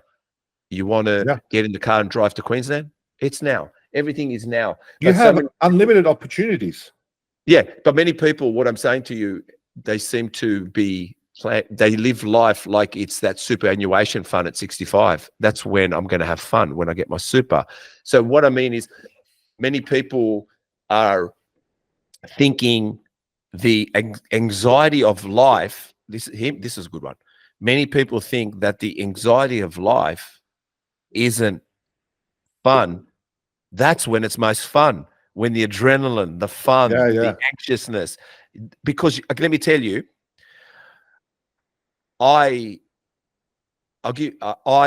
you can be worried to go. I don't want you to go spend that kind of money, but let's say now you said to me, I want to buy a motorcycle. Let me just say buy a motorcycle. I've got a few anyway. But most people will say to you, oh, Tolga, very dangerous. Very dangerous, not good. Look at you, you're 34. What do you mean you want to buy a motorcycle? Now, I want you to go and find an 85-year-old and say, if you could ride a motorcycle now, would you ride it? I bet you'll say yes, but I can't put my leg over it. That's what I'm saying. Like, you can't do it. There's going to be a point you can't do. So when I get back to Australia, the first thing I'm doing for that month is getting my motorcycle license. And my parents are like, you're going to die. This is going to happen. What's going to happen? And I've explained this to them. You could walk out the front door and walk to the bus stop and a bus could fucking hit you. Yeah. You don't know when it's going to happen, but something can happen at any time. I could be sitting right here and the laptop could short circuit and 240 volts is going to hit me and I'm going to die. I'll tell you, because I keep bringing. Unless you die from 240 volts. I can't remember if you do. Well, come on, man. You're the nerd. You're the smart one in the room. I'm not that nerd. I'm I'm not electrical nerd. But you know what's funny? Because I've got a few motorcycles, right? I've got a few. And the funniest thing is, when I ride my Harley Davidson, when I ride that, and I know it sounds like I'm dropping. I have had it from the age of 28. So I'm entitled to name the bike. Yeah. So I've had it from 28. When I ride my Harley, I'm not thinking, meaning I ride with peace. Now I've got a race bike, and every time I get the race bike out, I get scared. No, honestly. Oh, yeah. No, and I'll tell you why I get scared. No, because I had a motorbike accident at 21 on a race bike, right? And it seems, it's and the I seem, association. yeah. And listen to this: when I ride the race bike, I ride like I've never ridden before. I ride shit. Yeah. So when I ride it, you can't tell I ride shit. I just know I ride shit. Yeah. But this is the thing: because I know I ride shit, that's the difference. Many people, I know that every corner could be dangerous, and I don't take it off the clock. I just say, hey, I can't see around that blind spot. So I work out so what I'm saying is, when you do get your bike license, Tolga, don't act like you're a great rider. No, you're a great rider. That's how you ride. Does that make sense? Well, I've ridden bikes. I've ridden plenty of bikes. I just never went and got my bike license. So that was my fault for not getting it when I was younger because of my parents. And they always said, no, don't get your bike license. Yeah. Then my boss always let me ride all the bikes up and down the street, up to the shops and back, and I would ride around everywhere. And that's how I learned. That's the only way I learned. He would tell me, here's the keys, go fucking up there, go get that and come back. I'm like, who did that? Who did that? The bike. One of my old bosses. Yeah. When I had the motorbike accident, I'll just let you know, I had a motorbike accident at 21. 21. And I ended up in hospital for a month. I had dislocated my whole leg out of my hip, so I had to be on traction, right? Yeah, it was a bad accident. Very bad, very bad. My bike jackknifed me and it slammed into a car. I slammed into a car, but I was out cold, so I don't remember all of it. But let me tell you, you can't get away with it now. I wasn't even licensed, and I didn't even get checked, nothing. Like, trust me. Today's day, I would have been fines, booked, court appearance, even if it wasn't my fault. Yep. What was that? Yeah, it's true. You probably would. All right. Well, that was a good topic over Marcus Reyes. Now, my filtration system to your filtration system. This is your words. Best esters is what's best for you, short or long. No better is short, no better is long. Find what's best with you. So there's so much there. Can you just share with us? But please just dumb it down a little bit. We're not all nerds here. Go. Okay. So, post of yours. Well, that's towards anabolics, right? Yes, so of course. A lot of people talk about steroids. Yeah. So a lot of people will go, "Hey, man, what ester do you like to use? Do you like to use testosterone, anthate, cyprinate, propionate, decanoate?" I'm like, yeah, which one do you like? Yeah, propionate, ethanoate, resonate, decanoate. Yeah, go on. Which one do you like to use? And they're like, "I've always used this." Okay, so what's wrong with it? I just want to know if something else is going to grow me any better. No, it's not. It's all the same thing. It's testosterone. Yes. Its deployment method is different. Its ester base is different. It's just going to show you how long. Well, it's just going to dictate how long it's going to get into the bloodstream and how quickly and when it's going to get in, when it's going to get out. That's all it is. So my filtration system, what I mean by that is how my liver processes things. So as I was saying before, I did a liver test. I did ultrasounds. I did a fibro scan. I did internal scan for MRI, CT. The specialist that scanned me was like, "I cannot believe my eyes." I'm like, "What?" He goes, "Your liver is like an 18-year-old's." Like, what? What do you mean by that? And then the gastro specialist came in the room and he goes, "Hey, can I have a look too?" Like, he had a look and he was like, "Holy shit." I'm like, "What?" He goes, "How old are you?" I'm like, "I'm 34 this year." He goes, "Get the fuck out of here, man. Like, you have no scarring on your liver. You have no hepatic stress. There's no fat globules on your liver. There's no issues with dimension or any subtraction of what's going on with the liver. Your liver is not enlarged. It's normal. This doesn't make sense." I'm like, "Oh, well, I just look after myself." And this is the same protocol I've told everyone that uses anabolics. You take NAC religiously and you take TUDCA religiously. And you don't just take them because you think you want to be safe on them. You take them because you need to be safe on it, right? Mm-hmm. My liver is so good purely because of those two supplements. I have Which never are they? stopped them. What's it called? NAC, NAC. Anetylcysteine. What's that? So NAC is anetylcysteine. Yep. So it's a precursor to basically glutathione. I think I'm getting that correct. I might be butchering this. People are going to probably kill me online for it, but it's one of the two. They give it to overdosed alcoholics at the hospital to protect their liver and bring them back, basically, to make sure that there's no liver damage. It doesn't work all the time for those dependent cases, but for a normal person, it helps detoxify the liver, and it's a very strong, potent antioxidant, right? Yeah. Kudka, I can't say the correct term for it, but it is it's an acid, a bile acid that your body doesn't produce, but we can get it. How do you spell that? How do you spell Tudka? TUDCA. Yep, Tudka. Yeah, go ahead. It's just phenomenal. Like, I don't have a gallbladder, so I need bile salt, and I've tried ox bile. I've tried different types of salts. Tudka works for me. I don't have any issues with it. And it will reduce your AST, ALT, which are your liver enzymes, straight down the panel. And if you're enhanced, you should be using stuff to make sure that you're safe. Because if you don't, you're going to regret it later on when the doctor goes, hey, you have stage 1.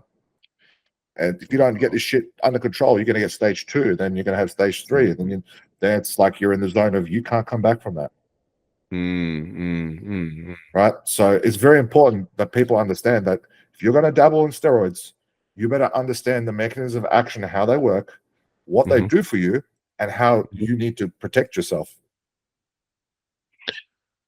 Like most case scenarios, when someone has high cholesterol, the first thing a doctor does is, let's just give them a statin. Change their fucking diet, for one. Get them to do some walking and do some movement. If that fails, then give them berberine and then red yeast rice and then like Kudka and NAC to flush all this shit out and give them more fiber. If that doesn't work, okay, there's something not right. Now, you missed one of your favorites. Hydrate. Which one? Well, look, hydration doesn't fix cholesterol, but hydration does help move shit, right? See, it does. I think watching your page and watching you recently and the way you talk, it's funny because you talk as though you would say that you talk in a language that even if you were talking about vitamins, food, or steroids, your tone doesn't change. It's like, duh, guys, what's better or worse? Shit steroids, shit food, shit anything is shit. How about you just do everything right? Isn't it basically what you're saying? I'm trying to say there is a better way to do things without always having to do the same thing that everyone else does, which is large amounts of drugs. And abuse. Like, you don't need as much as you think you do. And people think, I need to take this much to become a pro bodybuilder. Okay. If you're going to be top 10 in the world, then there's a difference here. But there's a big difference here between you and me compared to these top 10 Olympian athletes that are wild, right? Yeah. They're another level. They're genetic humans. They're not even human in a sense. Like, they're the top tier of humanity when it comes to building this type of muscle. But you got to remember the risks that they have. Now, if you're going to tell me, and I was stupid enough to go, okay, so such and such is taking 2 grams of this, I'm going to do the same. You don't have the genetics like this person to handle that. You don't have the chemistry to be able to absorb and utilize that. So that's where I tell people, hey, be smart about this. Do it right. Get your tests done. Check how you're going to respond to stuff. And don't be a dumbass and be like, so my first ever cycle, I'm going to go chuck 3 compounds into my body and wonder if it's going to work. Yeah, no. It's not because good. That's what kids are doing these days.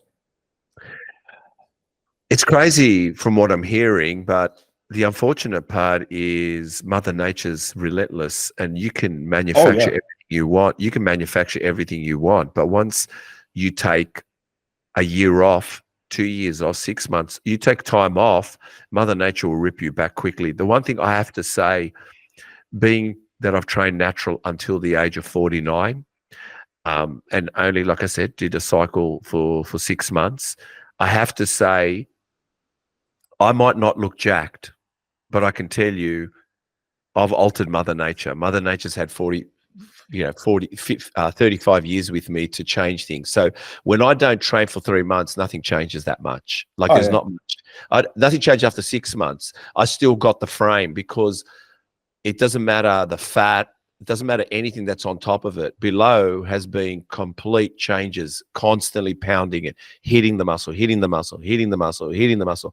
So it hasn't been a season on. At 35, I trained for 5 years and I competed 25 till 33. It's got nothing to do with the stage because you can synthetically get there. It's what you do after. It's what you do in life with bodybuilding. You know what I mean? I say the same thing to a lot of my other clients. Like some clients of mine are very stubborn in their ways and they tell me, oh, I can do this and this and this if you want, but that's not what I'm trying to tell you to do. Yeah. You're going to train a specific way for the specific reason of what you want to achieve. Yeah. So that means that you have to train in this way. And when they tell me, oh, I've been training this way for 5 years, and then they start looking a certain way, like, for example, they look at me and like clients look at me and go, geez, you're huge. And I've seen a few of them in person. They're like, geez, man, photos don't show how big you really are in person. I'm like, Well, you do look big. When I from your photos, looking at you now, looking at your traps, when you've lifted your arm a few times there, I've watched a few things there, correct? Thank you. Thank you. No, but like from rugby, that's how I'm built, right? From all the different sports I've done, my body doesn't know which direction it wants to go. So when you got someone that's like, you're going to compare a bodybuilder that's a pure bread and butter bodybuilder to someone that's a mixed hybrid athlete who's now going into bodybuilding, the look is very different. Yeah, of course. Yeah. And that's the thing. That's another thing we're seeing a lot on stage nowadays is the differences between, okay, you used to be a rugby player or a football player. Now you want to be a bodybuilder. You got great structure, but you're just not putting on the tissue the way you're meant to. Because your body's trained a specific way. Yeah. And people think you can change that. I think you can, but it takes a lot longer. Well, I don't want to sound rude, but this could come across rude. I think to me, I spoke to someone yesterday. A guy that makes supplements, and we're talking about bodybuilding. To be honest, bodybuilding currently has really got a lot of negative stigma, and I'll just tell you why. I agree with that.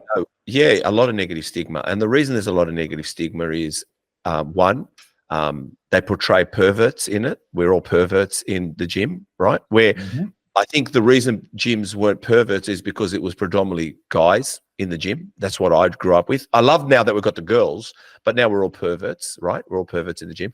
It's the way we dress. We all dress, even males. We all dress eluding. We're all eluding to show off our best features, and we're dressing up for the gym now, where before we dressed down for the gym. I dress down for the gym, right? I rock up with my shit clothes because that's how I want to train and sweat in them, right? Yeah. But what I find is, I'll give you an example. Someone can be training for 1 year, 2 years, a new client, never touched the weights, and a coach can say, oh, you want to go on stage? I'll get you on stage, but you're going to need to go on a cycle. Yeah, you got that person on a cycle. But to be honest, there's no real foundation muscular-wise. Now, I'm going to tell you about myself. I said to you, 49 to 50, I took a cycle. I haven't taken one since. I can tell you, will I take a cycle again? I probably will. But let me tell you, when I do, I'll be naturally fuck off straight away. Then I'll have lined up my food. I'll have everything lined up for the next 6 to 9 months, and then I'm going to explode. So what I mean is, I'm not building on fucking shit dirt. I'm building on foundation already built to build better foundations. So people are building on weak foundations because once synthetics are gone and you don't have the limelight and you're turning up and you're not someone screaming in your ear, it ain't good luck. Good luck with bodybuilding, because bodybuilding doesn't have it. Yeah, so that's why I love the sport, because the sport to me is at 58. Like when I turn 60, I might go for a cycle and I might go, you know what, I'm going to ring Tolga because I like the way he speaks about everything. And I might say, no, but you understand what I'm trying to say. I understand. I might come to you and say, I'll come to you at probably 49 and say to you, we've got 12 months to build this even better. And you go, fucking oath, you're giving me good time for this. Does that make sense? That's how you got to approach it. You can't, look, you know. I've had some issues with some clients with expectations of, hey man, I'm natural, but I've been training for like 6 months. And I think I can get on the pro stage and give these guys a run of money if I do a cycle. And I go, you're going to destroy the sport. You're dreaming, bro. Sorry, they're going to destroy the sport. That's the thing. It has fucking happened so many times. They get on stage. They've done one cycle. It's happening now, and they're getting on stage and they're like doing the dumbest type of poses, and they're like trying to show off, and they're doing it for selfish reasons because they want to feel good about themselves. But you need to have a look at it as this is a fucking sport. It's a sport, man. Respect it. I respect the sport. I respect everyone on stage when they're real bodybuilders. I can train, but when I see you on stage and you are a bodybuilder who's trained as long as me, but you want to compete, I've got a lot of respect for you, even when you're on the difference here. That's the difference here. Yeah. And I say this to a lot of people. Like, they tell me, oh, what do you think I should do? I'm like, you need to grow. Yeah. They're like, yeah, but I don't want to get fat. Okay, I understand that. But you need to understand one other thing that's very important. 80% of your time as a bodybuilder is in the off season. Yeah. If you don't want to get fat, lean fucking bulk for as long as you want. Lean bulk, right? Yeah. But if you really want to grow, you got to try and just ignore what you see in the mirror in a sense, but not really like get obese, but make sure you're still sitting around that 15, 18% body fat and grow. And then cut a bit, pull some body fat off, grow again. Pull some body fat off, grow again. Rinse and repeat this shit. Yeah. You need 2 levels of clothing in your cupboard. You need your off-season clothing and your on-season clothing. That's how it works. I say medium and extra large to most of my clients, and they're like, "Fuck you." I'm like, I'm like large when I'm like fully stripped down lean, and then I'm a double XL or triple XL when in the off-season, depending on where I'm sitting. But I have to have my clothes loose fitting at all times. If no one's fucking worked it out, winter is the best bulk season. Don't you understand? But that's the thing. Yeah, that's where we usually that's how bodybuilding is always preventively wrapped around itself, right? That's how I knew it. That's how I knew it. But that's the old school way. That's the old school way, right? The old school way was bodybuilding was off season, no drugs, train hard, eat like a pig, get as much food in as possible, grow. And when it comes to on season, the drugs come in, the fat burners come in, and then you start. It's summer, basically. Spring to summer is when you start shedding up to turn up on the 1st of December. Yep. But that's the thing, like our sport has become very different. And I love seeing it like progress and evolve, which is fantastic. But there has to be someone in line with, hey man, what are you guys doing for your health? Yeah, that's the best. There's a lot of bullshit online about, oh, you guys have to look after your health. Like, you can't be doing this. You got to be careful. No one's actually doing anything about it. I think something, a light bulb went in my head now, Tolga, that said this. This is what I think. I think everybody is getting caught up with the stage. Hear me out. It's great to watch it. It's great to watch it. Don't think the stage is key indicators. See the stage as what people can look like, how it is, and learn about it. The main key indicator is, if you want to know a key indicator, is when would you like to look your best? When you're least wearing clothes. That's when you want to look your best. Okay, so we know that. So your key indicator is the 1st of December. Let's just give you one date of the year, the 1st of December. Yeah. Once you're there, you're maintaining. That's it. You maintain for 10, 12 weeks. You maintain it. Once you go into autumn, that's when you better get your fat clothing out, because you are going for 6 months. We're going to hit hard weight, bit of a surplus. You're going to be screaming a lot in the gym. We're going to increase everything. We're not even talking cycles. And then we're working towards spring is when we start tapering you. If people around bodybuilding like that, it's very simple. Yeah, well, that's another thing, right? I sort of agree but disagree at the same time. Okay. You're going to be screaming in the gym while you're on season or off season, no matter fucking what. Oh, okay, all right. Yeah, okay? You're going to be training as hard as possible. True. Because a lot of people go, oh, I need a deload week. I need this. All right, just take a whole week off the bloody gym. Yeah. We never did And deloads. You understand? yeah, and everyone's like, oh, what do you mean? I could still go to the gym. Like, I just deload. No, just take a whole week off. Go do something fucking else.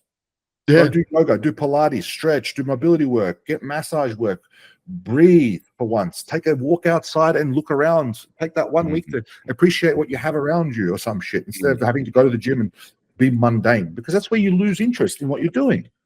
100%. No, 100%. And you know, like back then, I'd go to bodybuilders and they were true competitors, like Terry Mitsos. That I used to train at Mitsos gym in Marrickville, right? And I'd go to Terry because he would be there. Okay, I want to put on some size. Do you know what he'd say to me when I'd say I want to put on size? He goes, eat more and train. Yeah. He never spoke to me about steroids ever. Because you know why? He wanted to see, would you train and eat first? Yeah. That's how I do the same thing with my clients. Yeah.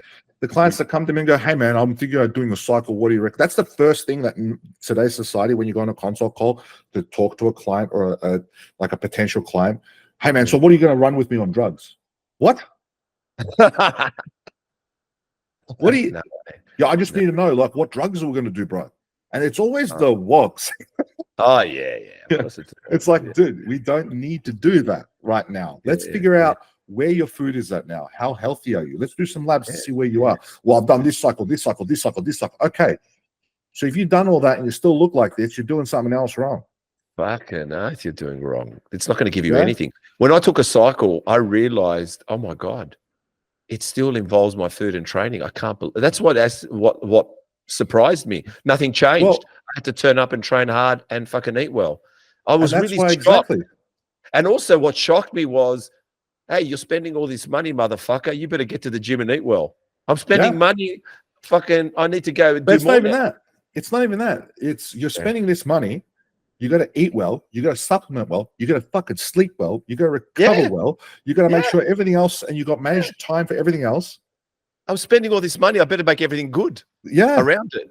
Yeah. And that's another thing. When you don't spend that money on steroids, you can be a bit lax because you're not spending that money, not wasting your time.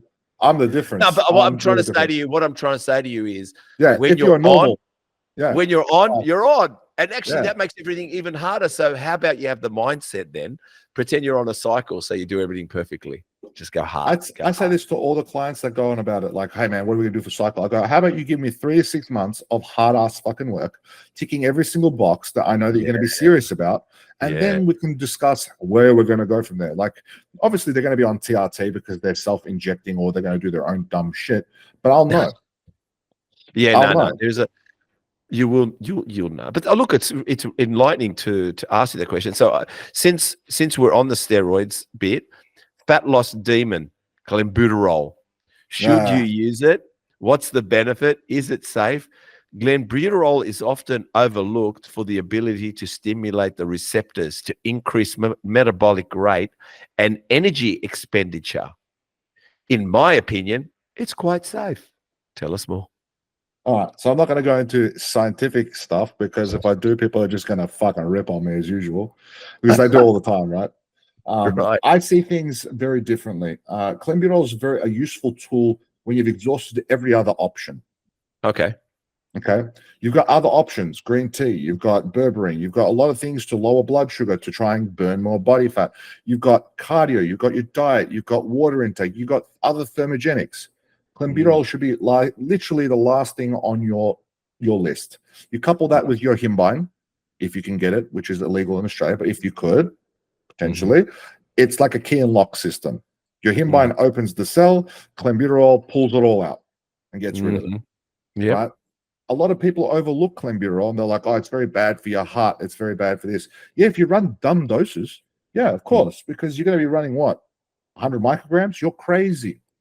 Start off at 20, start off at 40. You don't need more than that.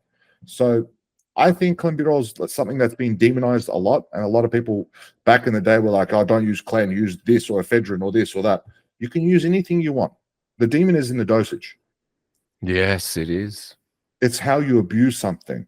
If you're going to abuse something for a long period of time, 3-6 months on end, yeah, no shit, something's going to go wrong. Your body can only handle so much. No, I look, I agree. I was actually thinking, Tolga, you're a very good coach. I don't know you, but I think just listening to you, I've had many people on here. I must say you'd be a great coach. Thank you. Well, no, really, no, I like. It's not just about the matter of fact of how you speak. I think it's the fact that you really bounce around. You don't turn over every stone. You really look at everything. It's not just, you're not like this way or that way, only I here. can tell you why. There. Why? Tell me why. Tell me why. I can tell you exactly why. Because I've had coaches in the past that are very set in their ways. And I've always wondered, why do I pay this person for being a fucking retard? You might have to bleep that word out. But no, I'm glad you got it because it's a great hook bait. Get that timestamp, Chris. Go for it. Yeah. Yes. So I've had coaches in the past when I first ever started bodybuilding that have coached me, and the first thing they did was, hey man, we're going to use test, EQ, trem. I'm like, bro, I've never done a cycle before. Wow. Yeah, but this is what we're going to do. I'm like, no, you can go fuck yourself. Like, I don't know what any of these do when I was like 21, 22 years old. Yeah, but I'm not doing that shit. Sorry, fuck off. Then I got another coach. I pissed that coach off really quick. Then I got another coach, and he goes, look, what do you want to do? And I said, I don't want to use shit because I don't think I need it right now. I'm just doing this for my own health benefits. This person changed my life. I stayed with this guy for 5 years. Nice. 5 years. He was the one that discovered, hey, we've got a potential medical issue here that you're not looking. Your testosterone is never above the natural range. And I was like, fuck, what do we do? He goes, let's go to the endo and see what happens. And I'll mention him here. His name is Vigorous Steve.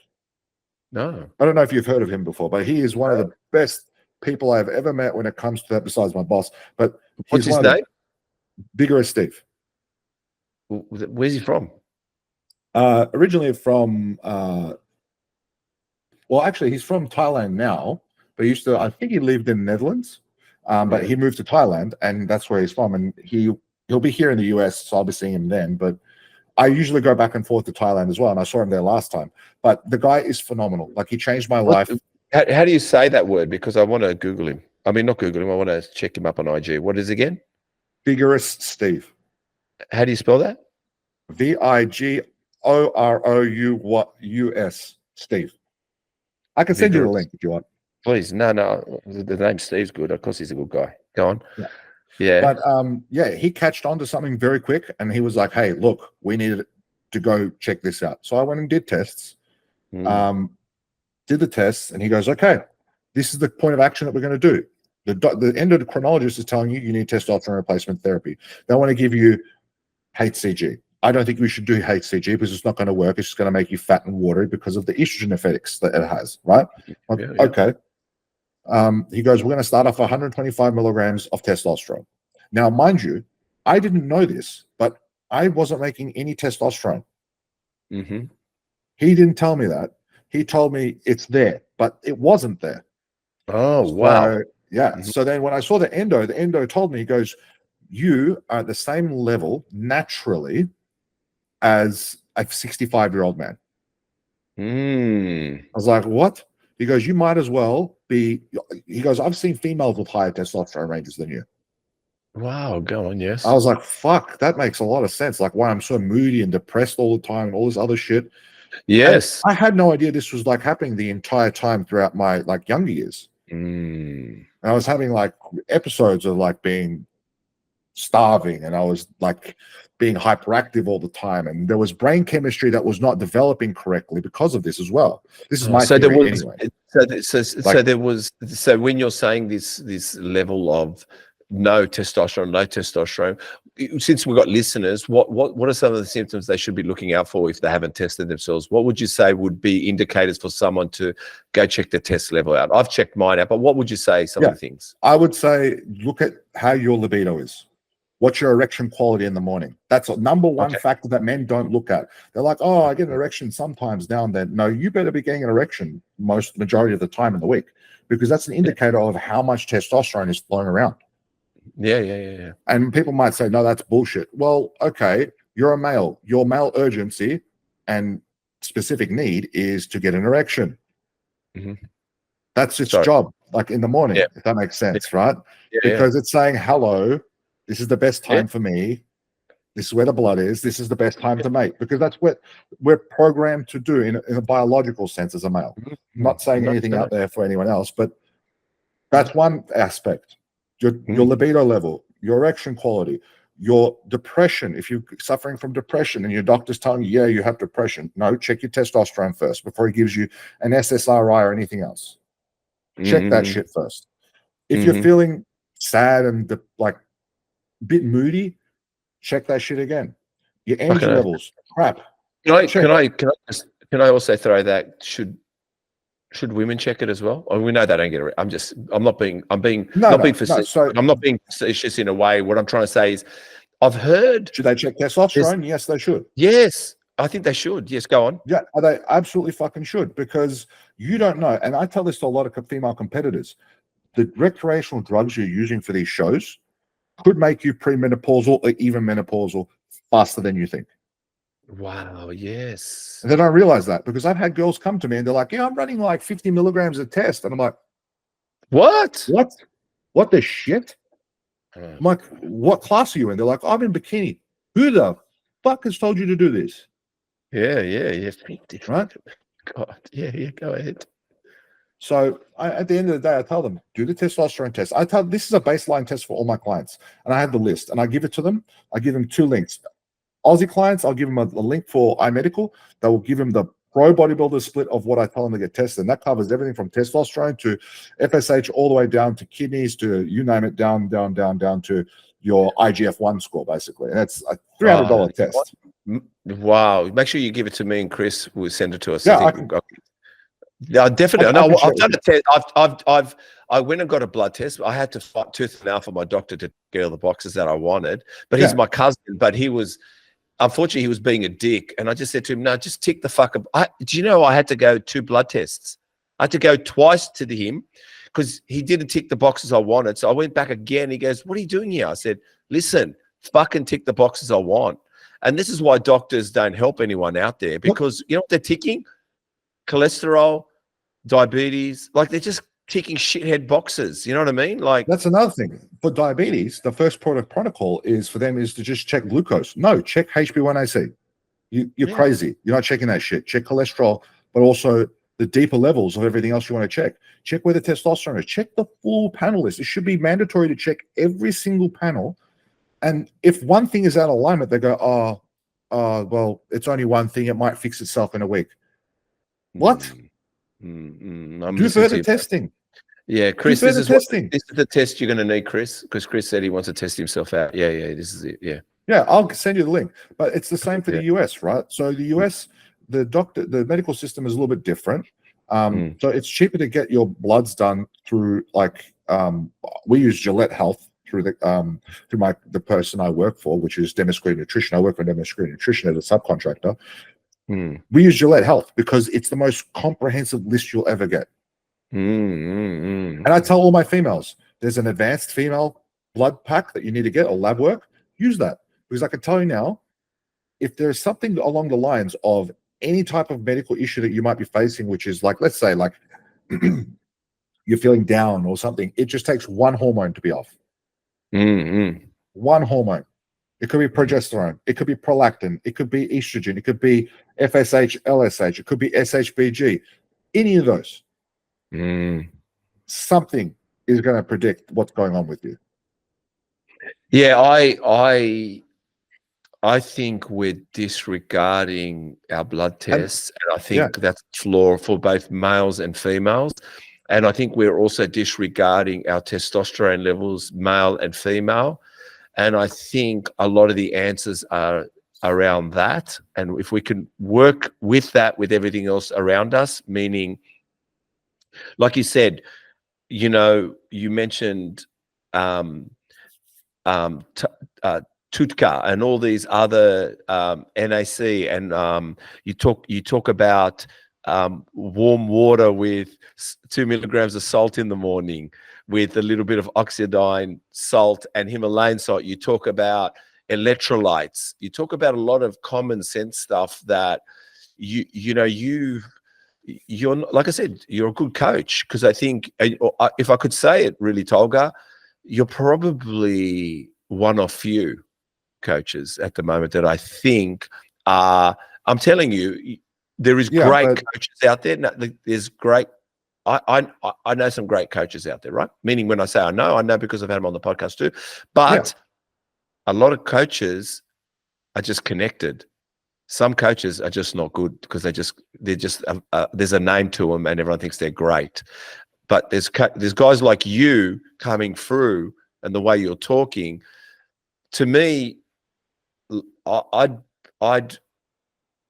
know that the money I spend to have you as a coach, but also the information you're giving me right now, and the fact that you're not going straight into the word. You're not only not going into the word steroids, you're actually using it inside all the topics that everyone needs to hear. I think that's what makes you a great coach.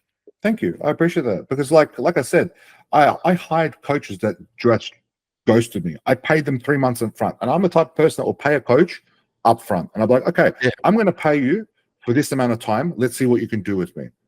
I will listen to everything you say. And trust me, I've worked with quite a few coaches, and I've turned around and I'm like, you are full of shit. I can't imagine. There's been 3 coaches I've worked with that I have absolutely gone, these guys know their shit. Right? These guys know their shit. They're genuine. They care about you. They respond in time. And this is why my service, the way I do things with my clients, and you can ask any of them, and this is not me boasting or anything. This is me saying, I believe that I just believe as well. They would have they've shown me attention to detail, communication, how you word things, and how you present yourself is very fucking important. It's business, man. That's how you got to present yourself. It might be business, but to me, it's personal because I get to know my clients so well that they share what's going on with them day to day because they understand. It's very important. Me out. Yeah, no, but hear me out. When there's a transactional process, it's I'm going to tell you, it's business. The difference in business, the difference in business is you're either a fucking motherfucker of a great businessman, or eventually you're going to go out of business. And I promise you, the fact that your attention to detail, you reply quickly, you care about your clients. What happens is that's what makes great business. But I'm sure with no money you'd be the same. I'm not saying you're not. But we're talking about an industry where you're a coach. And at the end of the day, we're paying money. And sometimes we're paying money to fucking idiots. And we're also paying money to fucking idiot business people, businesses out there. And also, can I just finish with this one? We're also watching people who are portraying themselves as business people on social media in this industry. And it's so fucking laughable that I tell Chris, listen, whether you've got whether you've got a shop, or whether you're online, they're both the same. Fundamental work before you open the doors. Before you open a shop, if you're selling fruit salad, guess who's cutting fruit salad 2 hours before you open the shop for people to buy it?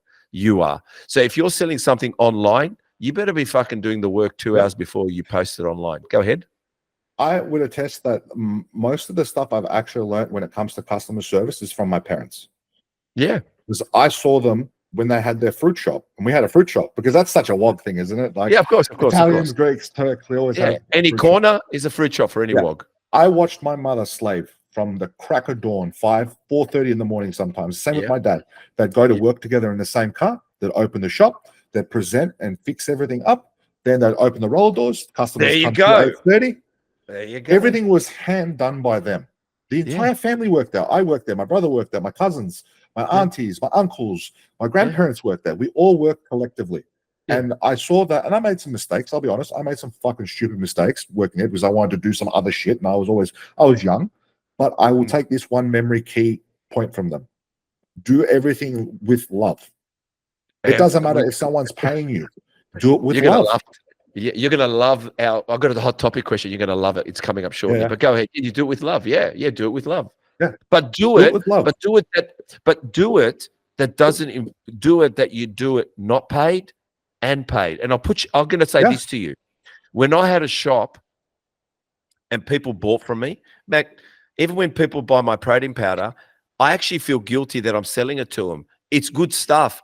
I'd like to give it to you for free, but I have to pay my bills. So what I'm trying to say is, so in other words, if I could give you my services for free, which you're saying, Tolga, I'd give it to you for free. That's why I said what makes good business is everything you mentioned, but that's also what makes you a good person, to do everything that doesn't. I've had a few clients go to me in the past, hey man, look, financially, I just can't do this. Like, I want to work with you, but I just can't afford it because of, you know, the economy was shit at the time and there was all these other problems happening. Yeah, of course. And I'll go, okay, well, what would you like me to do? Like, how can I help you so you can get to where you want without having to pay me? There's nothing you could do, bro. It's all good. I go, okay, how about I give you a plan for the next 3 to 6 months to work on for you, and I can teach you how to do this, and you can go away. And when you're ready to come back, come back. That gives me a little bit of a test as well at the same time. Is the client really wanting to, like, does he really want to stick to plan? Or does he or she really want to stick to plan? Or are they going to let things drop off? Not because of any other reasons, but they can't be bothered because there's too much going on. I always give my client the benefit of the doubt and give them everything they need in case anything happens, because I don't want them to go like empty-handed after I've coached them for like a year or two, and then it's like, well, you know, they've invested in me. Oh, see you later. No, I want to give them something so that when they go away, they can carry on without me. They can still access me and talk to me and go, hey man, I had an issue. What should I do with this? All my clients are like that. Even my past clients, they still message me today. Why? Because I love what I do. It puts a smile on my face when I see someone on a check-in smiling and proud of all the work that they've done from 3 months to a year. And I'm like, this person's happy. I'm happy. Yeah. Well, when I did my personal training course, I did Australian Institute of Fitness, I think it was, or FIR, I don't know what it was. Yeah, same. But when I did it at 23, I think I did it at 23 or 24. So we're talking about 55. We're talking about 30 years ago. And it was a cheaper course, and it went only for like 5 days. It was really 5 days straight. But I'll tell you what, one thing the coaches said, the teachers, you know what they said to us? You don't own anyone. They don't pay your way. What they said was, you get them in, you get them to where you want to send them on their way, but you want them to talk about you, because then they'll bring clients to you. So learn for people to praise you. Learn that when they're with you, they learn from you. And when they're not with you, they learned something, and they always go, hey, that Tolga. So when someone says, I need a coach, they'll all go, oh, I used Tolga. I got what I wanted. Oh, I'll go use Tolga. That's what they taught us back then. They said, don't hang on to your client as a paycheck. Make that client talk about you to everyone. And it made so much sense. Yeah, that makes a lot of sense. That's another thing. Like, why not leave things on a good term? Let that client know, or that person that you're helping, make them understand you just want to help. Yeah. Because you give a shit. And that's the problem with a lot of coaches nowadays. They say they give a shit, but I've witnessed it firsthand myself personally. They don't give a shit. Some do, some don't. And there's very rare people. And I can tell you, the people, some of the good people I've worked out with, the 3 I have that I really enjoyed working with, they gave me so much to take away. And one still does. That's my boss at the moment. Right? Yeah. Like, he's the boss, and he's still every week he is giving me new things to work on for me to develop myself on, and he gives it to the entire team, and he's always producing this brand new content that's like just for us coaches. Yeah, of course. Right? He's teaching us at a different level compared to what you think. Like, you got your mentor coaches out there that sell these bullshit mentorship programs, right? And I don't want to get started on that. I need trust 2 people with mentorship programs. Coach and lifestyle coaches. No, lifestyle coaches, you fucking idiots. Like, but when they put it as their main underneath their name, like, it's just funny. Entrepreneur. No, buddy, you're just funny. I like to call some certain people charlatans. Charlatans, mate. I'm wondering if I should go to jail, do time, and then come out and be a lifestyle coach, because it seems like you go to jail and then you're a lifestyle coach. I think I've missed the jail part. Don't go to jail, because this is what's going to happen. You might become successful, is what you're trying to tell me. Yeah. It's in fundamental business too, because like I said to you, you make it through the storm. You know, I told Chris this story too. I'll tell you. I had a juice bar, and I had salads. I was 30 years old. I went into business that was my first venture in business. I was at IT. I was a network engineer, but I went into the takeaway world of food, right? And what happened was one guy was copying our food just near me, right, in our area. And one of my staff said, "Oh my God, he's doing our salad." Counterfeiting, yeah. And I said to her, firstly, it got me for a second. It got me. I actually confronted him.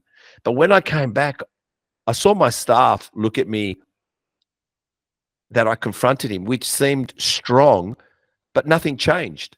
So then I thought to myself, when my staff asked me again, why, no, this guy's doing your salad still. And I said, listen, her name was Lorraine.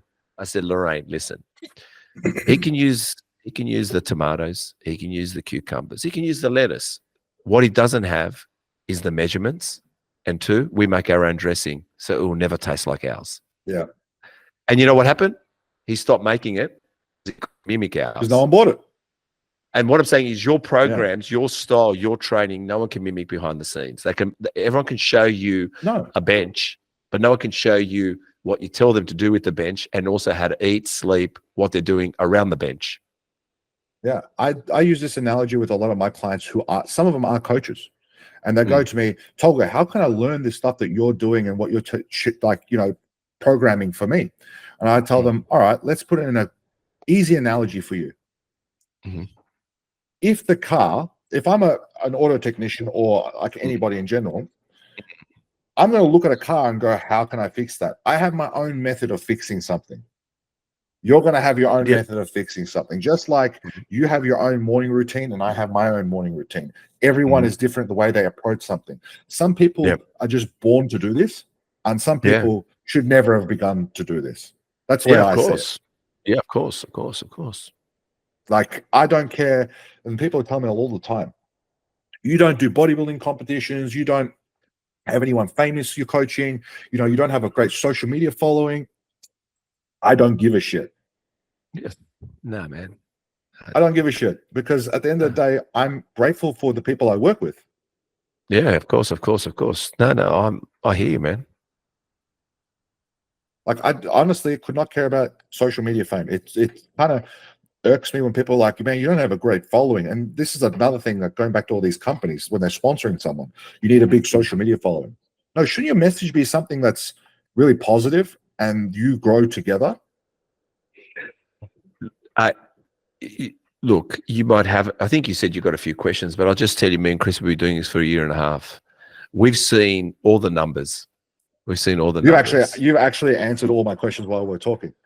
Okay. This entire time. Okay. Well, then you can tell me what they were. The thing is, we've seen all the numbers, and what we know, it's not the numbers you see. It's how much fat is inside those numbers. You can have 100,000 followers, but if you've actually got 2,000 people that actually care, the others are bought, or there's nothing there, there's emptiness, it's emptiness. But you can have 2,000 followers, and if you've got 90% following you through substance, you're better than the person that has 100,000. So what I'm trying to say to you is, it's all about the substance. It's the meat inside there. And I tell you what, I've seen it with views on our podcast. I'm talking about, we've had guys that have 800 followers, and they're 800, and their podcasts are skyrocketing because of authenticity. And we've had people that have over 100,000 followers, and their podcasts do nothing. There's no one watching them because they're nobodies. And that's what I'm saying. It's not.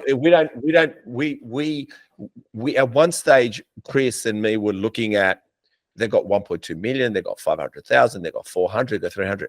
And so we threw that out we threw the cat out with the water, if that's such a saying. And then I said to Chris, no, I don't think our podcast is about that. I think it's about the stories inside this podcast. And it is, because I know nobody. This is not a gym bro podcast. And just what's happening at the moment, what we're seeing and how it's growing. And if, what I'm trying to say to you is the amount of meat and fat and interactions we're getting, like I said, it just goes into things. We could pretend we've got things, but we don't want that, because actually each time we're growing, each time we're building on a better foundation, and that's our goal. And that's what I think people make the mistake out there is, like, I don't when I got you on, I don't even know how many followers you got. I didn't care. And no, but what I'm saying is you reacted to something, you switched on a light bulb, you were interesting, and you were bodybuilding. That's all that mattered to me. Whether your story is right or wrong, whose story is better than the other? I don't know. Yeah. So I agree. So what I do is That's I like just want to find. That's like that podcast you made with the other gentleman, right? Yes. That was so controversial. Everyone was giving him shit. And I'm like, don't give him shit, because obviously what he's doing works for him and his clients. Well, let me just say this. And they also took it out of context. Yeah. Well, we the funniest thing is someone said, "Oh, you're just trying to hook bait," and I said, "Every post you do is hook bait, buddy. Every post we do is a hook bait. We're all hooking people in. Don't you worry about that. You don't post if you don't want people to come in, right? You're posting for that." But this was funny. Do you know the reason there was so much controversy? And it's the biggest viewed reel. It's gone, I think, 110,000 now. But let me just say this: it's not because of what he said. It's who he is. We all judgmental people. Give a white person that with blue eyes and blonde hair, it'd be okay. But because you're giving him a Rolex watch, a bit of work done, and a muscular guy who thinks he's Tate, which is fine, you're going to get slammed for it. But you give bright-eyed, blonde, blue eyes, that wouldn't have scored so big, right, Chris? It's who said it. It's not what was said. Yeah. Having said that, let me find it because I got it here. Calories in, calories out. Like, hear me out. Yeah. That's it.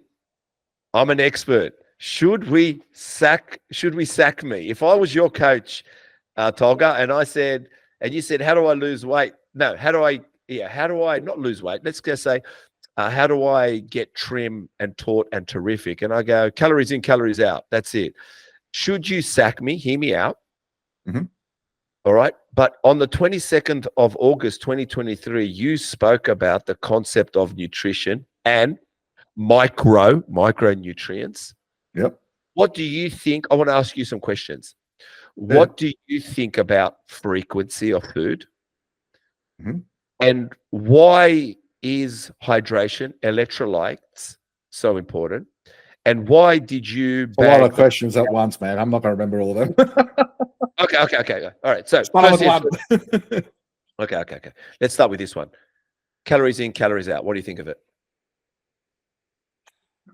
It's very controversial when people say calories in, calories out, because you take food away from someone. What's the body's initial response? Hunger, wanting food. So eventually you're going to what? Lose weight. Weight. Matching, weight. You don't know what weight that is, if that's fat or muscle. So even with my practice, the way I do things, it's not calories in, calories out. It's how far can I push someone's metabolic rate to see when they start losing weight and when they start putting on weight, and adjust their output versus their input. So a lot of this myth crap that people go on about calories in, calories out, it's real. People don't realize it's real, because my metabolic rate to your metabolic rate is very different. But when someone goes like that gentleman that was talking about it and he says it, people give him a negative view on it. I believe it's right and wrong. It just depends, case dependent. Like, you could have two 18-year-olds, right? Let's just make them ladies, because this is a very good adaptive test. Two 18-year-olds. One has been extremely active through high school with sports and recreational sports and outside club activities. The other one has not. Who's going to have a higher metabolic rate? The one with the sports. Of course. They're going to need more food and more input than what the other one is going to need. But at the same time, the other one is going to need less food. So you need to build that person up to get into a higher metabolic rate to be able to enjoy those foods and grow into that caloric demand. Whereas the active person has already been eating that much food, or they need a higher demand as it is. So you take away food from that higher demand person, they're going to rapidly lose weight. And it could be muscle, it could be fat. We don't know until we see the gauge response. 9 times out of 10, it's going to be fat. Obviously, it's not going to be muscle because they're so active.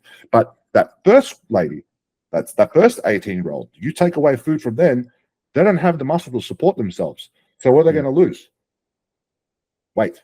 Just weight in general. You won't know. They're just going to look skinny fat and skinny fat and skinny fat. So I agree and disagree, because you need to build someone's metabolic rate and their input and output together at the same time. And that's why a lot of clients, they go into a maintenance phase first straight away, so I can find where their maintenance is with their input. And they go, oh man, we've been doing this for 4 weeks. Like, we're not changing anything, because I need 4 weeks of data to see what's going on, so I can level everything. So I can make sure that, okay, you're losing weight. We need to put a bit more food in, put a little bit further out. Just make sure everything's in a good space routine, so we can see how you're going to adapt to later on.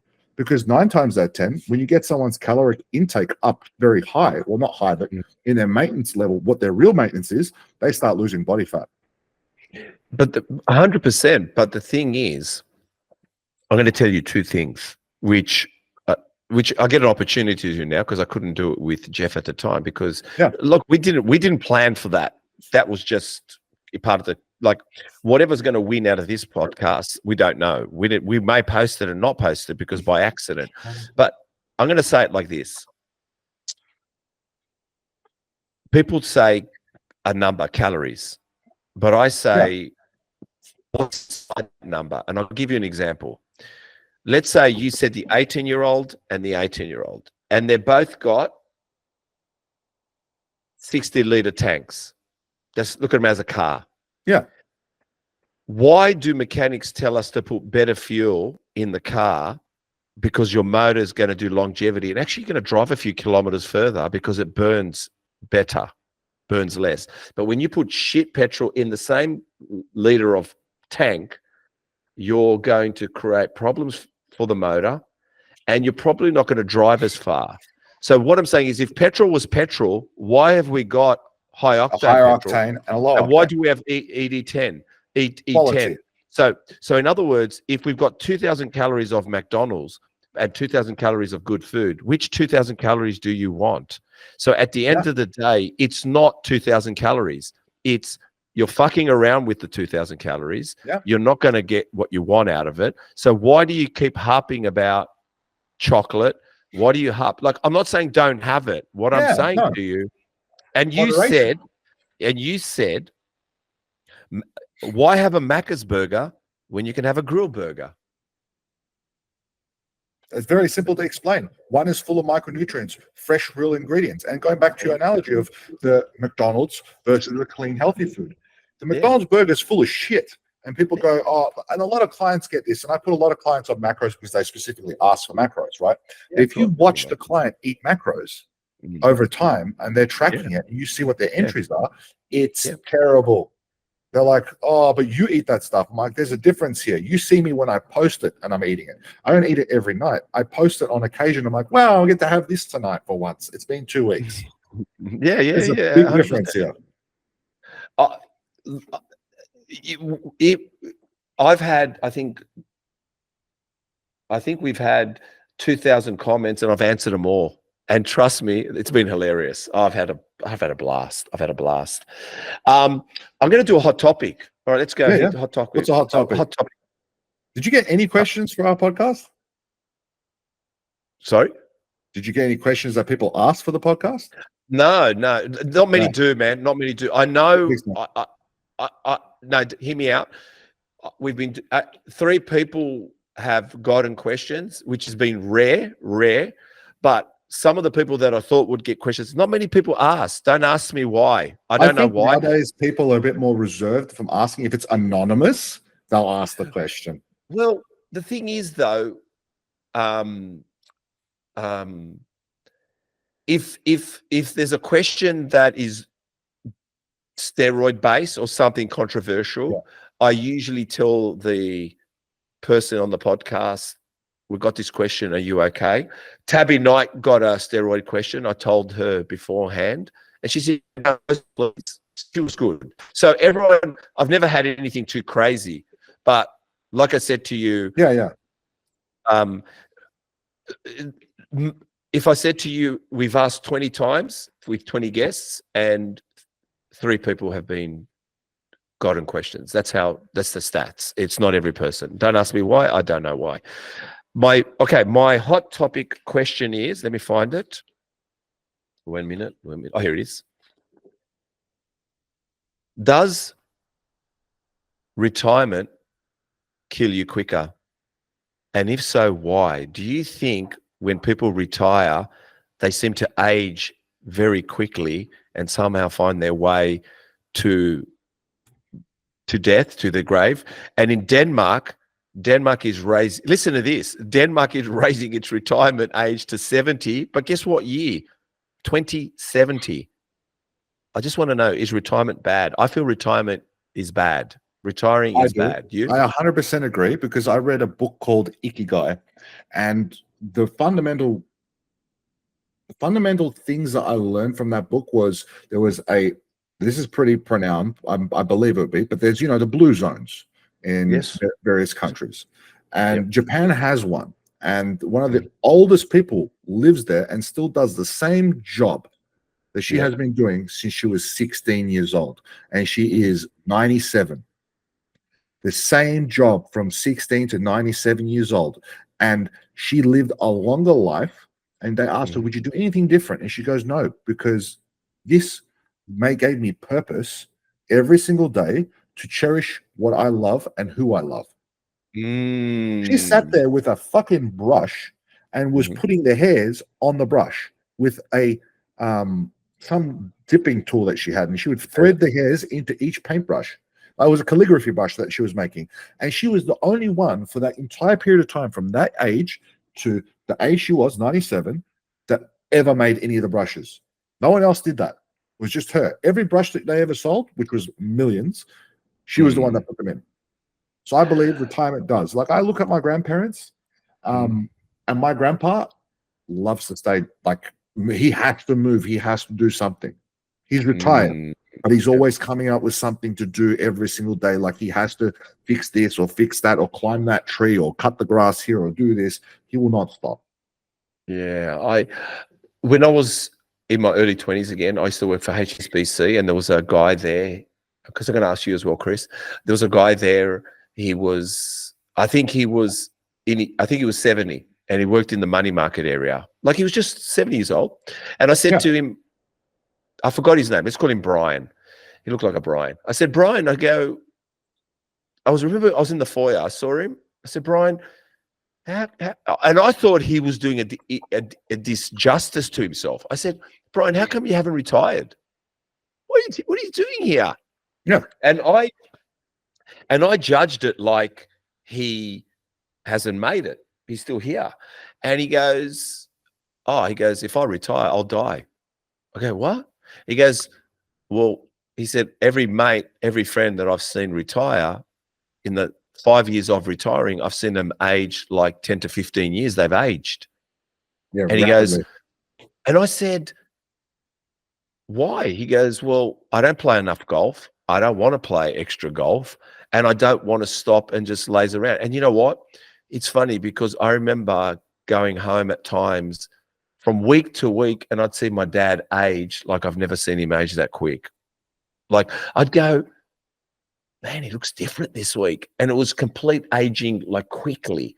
What about you, Chris? What do you think about retirement? I do agree with what you do. I do think it does kill you. Yeah.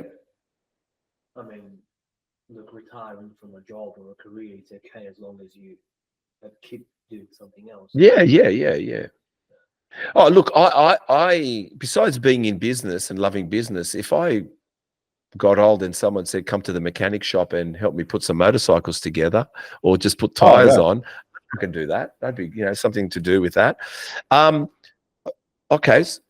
Next question is, why do you train arms around leg day? I get it. Yeah. Don't you worry. I get it. You said why. I'll let you say why, but why? No, you can tell me why you think I said that.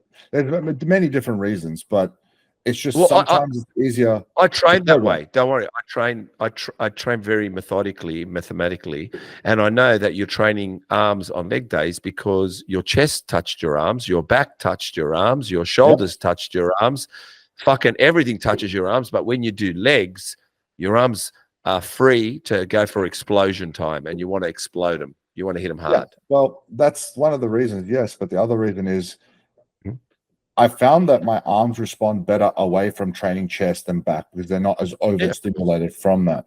So That's what I mean. Yeah. I just enjoy it a lot more. But right now, like the training block right now that I'm doing is a little bit different. I'm training back 3 times a week, with arms 3 times a week, chest 3 times a week. So it's all very blocked in a way that's very weird because my upper body is what's lagging compared to my lower body, supposedly. Why have you gone that principle 3 times a week? That's a very, very 70s, 80s principle. Go ahead. It's an upper and lower split. Yeah. I still train arms with legs. So everyone's mocked that program before, but I've given it to some people and they're like, wow, that's different. Like, I recover better. I'm like, yeah, because you're not frying yourself in one session just for legs or twice a week for legs.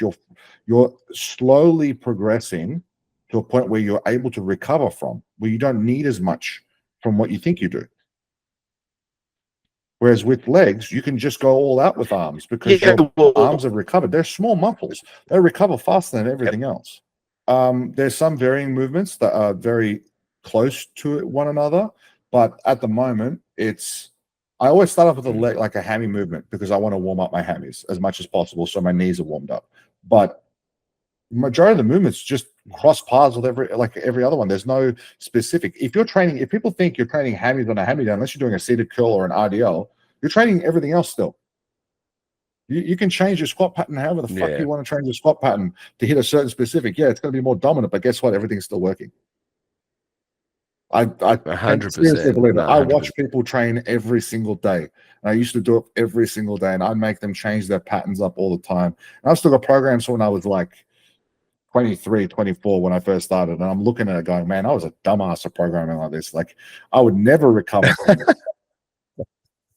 20 sets of split squats, 20 sets of squats, 20 sets of leg press. Man, that was the dumbest shit I've ever done. No wonder I still look the same. We did some dumb shit. God, I did some dumb shit. You mentioned doesn't matter in a deficit. What matters is it is easy and helps make fat loss happen. You could be on a Mediterranean diet. You can be on a keto diet. It doesn't matter. Yes, that is true. Depending on, and people for some reason don't believe me when I say this, but genetics is a big thing for fat loss. Genetics is a very big thing. Yeah. People go, oh, no, you just need, calories in versus calories out, like most people say. And I tell them, no, it's the style of food you're eating. Go do a genetic test. See what foods work for you. And I literally did one a couple of weeks ago, or a month or two ago. Not a couple of weeks, a week before I left, and now it's been a month. And it turns out that I'm highly allergic to gluten. Really?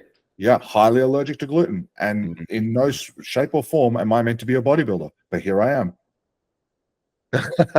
Like, the genetic test does not lie, because it is blood, it is saliva, it is, you name it, it's hair DNA. They take every single piece of DNA and they tell you what you should. And the page, like the list is 128 pages long of testing results. And it's literally, I looked at my friend and I'm like, are you fucking kidding me? I got to go through 128 pages of PDF files. And he goes, yep. I'm like, shit.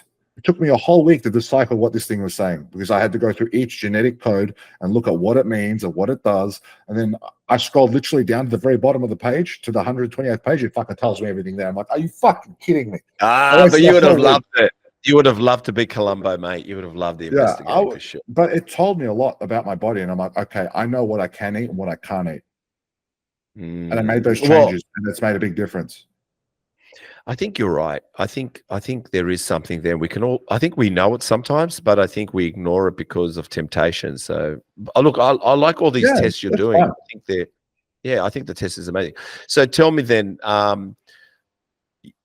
lot of your key points, I'm going to talk about some of your key points quickly. Your key points are electrolytes, potassium, sodium, calcium, magnesium.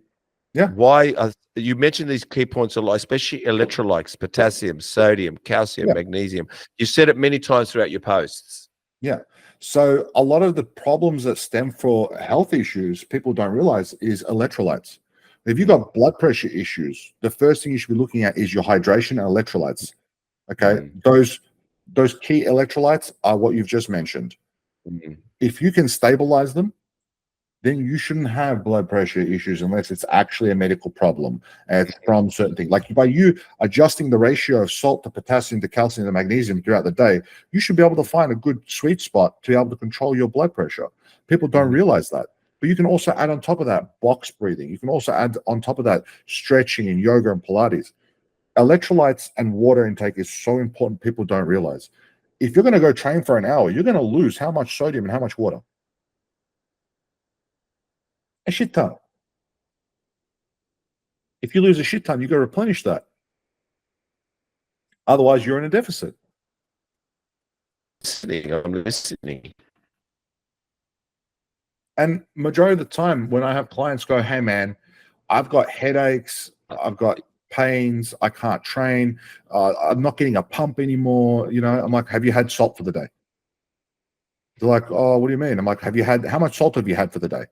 "Oh, no, I really haven't put it on my food." "Well, you really should put some on your food. Do this, get a glass of warm water, put 2 grams of pink salt in it, mix it, drink it, go train. Without a pre-workout.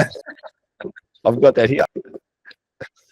1 gram of iodine salt and 1 gram of pink salt. Iodized salt, and 1 gram of iodized salt, 1 gram of pink salt, and everyone's like, "That's a load of shit." And a glass of warm water, please. Warm water. Yeah. And go get that pump. Yeah. People don't believe me, but sodium is what creates the pump. And everyone's like, "Oh, but like, I don't see the point. I could just have a pre-workout." Yeah, go have a pre-workout too if you want to have a pre-workout, but the other ingredients are going to make your headache or your dehydration levels worse. Like I have a pre-workout, but I make sure I have my sodium with it. Look, I'm going to change things as soon as we finish this podcast. Don't you worry, I'm changing. Just try it. Just a glass of warm water of like 300-400 mils of water, 2 grams of salt, mix it in, drink it, wait 20 minutes, go train. There's a reason why people drink Gatorade, for fuck's sake. It's got sodium. Yeah, 100%. You're paying $6 for a fucking sugar and sodium. Yeah, 100% you are. You're paying $4 for a fucking salt shaker this big full of natural salt that's clean compared to Gatorade. Look, does salt give water retention though? Can I just ask that question? It can, depending on how you filter it. If you're putting water in, eventually you're going to create a natural diuresis. Your kidneys are going to start flushing because you've got the right electrolyte balance for it to flush. If you don't have the right electrolyte balance and you're just having a shit ton of sodium from all these shitty foods, that sodium is not good sodium. Okay. When people say to me, sodium is sodium, it is not. Sodium is not sodium. If you're not having Celtic sea salt, pink salt, or iodized salt with minerals and electrolytes in them, you're not getting sodium. Therefore, that's why you're going to hold shit weight. It's like, imagine if you go to the cinemas and you have popcorn and it's covered in like all that shit, crappy salt that they use, which is just normal table salt, compared to having popcorn with pink salt or Celtic sea salt. What's going to taste better? Yeah, of course. What's more inclined to you? Yeah. Yeah, like majority of the time, people used to knock me for this, but I used to get in Woolies, they've got the Edwards brand bread. Yep. I used to get the organic sourdough bread, and I'd toast it, put a little bit of grass-fed butter on it, and then literally crack Celtic sea salt on it. And people are like, "You're fucked." I'm like, no, that sounds crazy. It's a great snack. Just try it. People tried it, and they're like, "Holy crap!" I'm like, "You're going to tell me you'd rather have a pizza over that? You can make your own little pizzas out of these organic sourdough breads." Like, I still love pizza, don't get me wrong, but it's got to be made a certain way. You know, we're launching it. Which day are we launching it, Chris? Which day are we doing the ice cream? Oh, you launched it? Yeah. Or if you go to our socials after this podcast, you're going to see we did vanilla ice cream with olive oil and sea salt. Yeah, I saw that. I didn't get to watch all of it because we're about to jump on this call. I was waiting, and I'm like, let's see what they've posted today. And I'm looking at it, I'm like, oh. And then you guys signed it. I'm like, fuck it. Go watch it. All right. It fucking blows your mind. Olive oil and sea salt, vanilla ice cream. Winner. But do you mix it together or you just put it on top? Vanilla ice cream. You'll see we did the video. Pour olive oil on top. Yep. And crack salt on top. I'm gonna try it. And you're gonna you know what? You're gonna be speechless because your brain is Your brain is. Yeah, it doesn't know which way to go. It's saying this is good, but it's not supposed to be good. That's what you're going. You're going like that. You're going like that. So I'm gonna try it then. We've got another one we're doing today after this podcast. You're gonna die. It's with boiled eggs. One more hot topic. Know if it's wrong. I don't want to know if it's anything weird though. Don't tell me. Oh well, we're gonna already do it, so I can say it now. It won't be posted. We're gonna do boiled eggs, 3 boiled eggs. Yeah. Quarter cup cocoa. Yeah. Quarter cup sugar. Yep. Half a cup milk. Teaspoon of vanilla. Blend it, and it comes out mousse, chocolate mousse, with boiled eggs, 3 boiled eggs. 3 boiled eggs. That would work, because if you whisk egg whites or eggs, you get the creme fraiche, or you're not creme fraiche, sorry, meringue. Yeah, but this is with the yolk as well. I know. Yeah, with the yolk. The yolk thickens it up more. No, but boiled eggs. Yeah. Oh, boiled eggs. What the fuck? No, yeah, boiled. Okay. No, I know I'm the meringue because I want to see. I want to see. We're gonna. It's gonna be launched. That's like too, there's like a TikTok guy that made a slice, or he made a loaf of bread out of mincemeat. No way. Yeah, I'm gonna find you the link. I'll send it to you. My cousin's husband showed me, and I'm looking at it. I'm like, what the fuck? That looks like bread. He goes, because it's mincemeat bread. I'm like, but it has the same consistency as bread. I love that. I'll show it. I'll send it to you after this. I'll get him to send it to me. All right. One hot topic, then 2 more questions, then we're going to go over the body. So the hot topic is this. Very simple, Chris. And I'm going to make Chris answer this one first. All right. We'll get Chris's take, because I think we give him too much of the answers. What is love? What is love, Chris? That's it. Yeah, that's the hot topic. What is love? Really? You're 24. You don't know what love is? You don't know what love is? No idea. Come on, Chris. No, doesn't want to answer. What is love? What is love, Tolga? To me, love is many what things. Is love? That's the thing. Is it in a romantic sense, or is this in a brother? This is platonic sense. So what is love, mate? What is love? You go take us on a journey. What is love? Fuck. I'm not good at this shit. Everyone tells me I suck. I did it on purpose, you know. I thought I'd just do something not masculine enough for us. I can do that. What is love? Well, to me, love is unconditional, right? It's like love that your parents give you the love. Your partner gives you that love. There's only you're opening me up to think about it. Go ahead. You think about it, right? And a little bit. If we go a little bit deeper, we can go forwards towards the love you have towards your pets and how they give you love, because each type of love is very different. So I was going to say that. Go ahead. Yeah, I can keep going, but now your turn. I want to know. We'll come on, buddy. Together. We're going together. Come on. I believe there's only one thing in this world, and love. There's no like. I don't do like. I'm letting you know I don't do like. So this podcast, I love. I love it. I love it. I don't do like. I don't waste my time on like. Anything I do, cars, motorcycles, clothing, my children, a partner, I just love. I don't like anyone. I don't want to waste my time liking. And I'll tell you why. But when I love someone or love something, I want to like it. So love leads, then I like it. So in other words, people have kids and they say, I love my kids, but I don't like them. They're rat bags. Me, I love my kids, but I like them. I like them because I like hanging with them. So this is going to sound weird. Sorry, Chris. I love Chris, but I like hanging around with him. That's all my friends. Yeah. So Chris, I like hanging around with. Now, Chris is pulling faces, but this is the thing. Not all love is the same. Hear me out. Take it, Chris. Because it's time to take it. Because yeah. But I'll tell you something. Like, if I love my kids, I don't love them like I love my cars. My cars are materialistic. They don't have no closeness to my children. I love my dogs, but they have no closeness to my children. I love myself. So no materialistic thing can ever surpass the love you have for your girlfriend. We're going to talk about her next, your fiance. No, but because the thing is, your parents' love Yeah. is different to loving your fiance, is different loving to your brother. They should not all be the same, No, that's but they true. all should be love. That's what I see love as. Yeah. I say it in very similar terms. Like the love I have for my family and the love I have for my fiance, the love I have for my brother, especially my brother. Like without him, I would honestly go to hell for him. Like he knows it because I've done it a few times. I've bailed him out of some things, and I just can't. I would not picture a life without that kid. That He's sounds still a great. kid. When I look Yeah. at him, I still see the slobbering little child that I saw when I was growing up. Well, what is he, 26? Yeah. Is that what he is? Yeah, 26. Yeah. Yeah. It doesn't matter how old he is, he's always going to be my baby brother. Like it doesn't matter how old he gets or how old we get, it's still going to be the same. It's so cool. Yeah. But I think love is very, very unique, and people that really experience love, they take it for granted.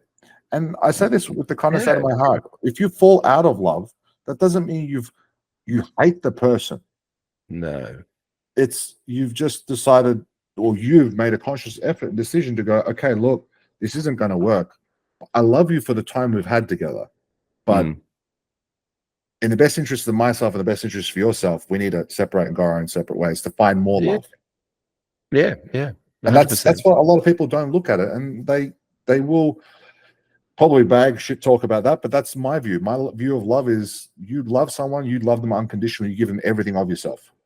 Well, I think what you're saying, and with this thing, what I realize is when I've invested into people, and I've had my I've had my heart broken, but the funny thing is, it's healed relatively quickly, actually more quickly than the people that hurt me, because I actually invested so much into them that they are still battling with themselves, wondering what they invested in, where I knew I'd put everything in it. So I can walk away knowing I gave everything to it. I don't need to worry about it. I'm the same. Like I've done the same thing in the past. I've invested time and time and time into people, and I'm like, you know what? I'm glad I did, because it taught me a valuable lesson, one, and at the same time, I enjoyed doing it because I accomplished something with that person, even if they don't see it. We accomplished something great. No, I'm telling you, it's all. No, take it from me. At 55, I thank every person who I meet along the way. That's how I look at life. It's too exciting at the moment. It's too exciting. So telling us about that, tell us about your girlfriend, your fiance, quickly. Just, that's the second last question. What would you like to know? She looks like she, firstly, all right, okay, I'll rate this. Yeah. Tell us about your lovely lady. We see you closely I see a closeness with your words of love and respect that you've openly shared on socials. She seems a little bit like your gym bro. She seems a bit like a gym bro for you, like you're kind of a gym bro, which is great to have. There's possibly, a love affair with the fact that you guys love the gym. I just wanted to ask, is this true? Does she compete? I didn't go into looking at her socials. I just thought I'd ask you, does she compete? To me, she just looks like she's got some very natural genetics and possibly competes in women's open. Is that right in what I'm saying? So she has competed in the past. This lady changed my life. Like, honestly, she has.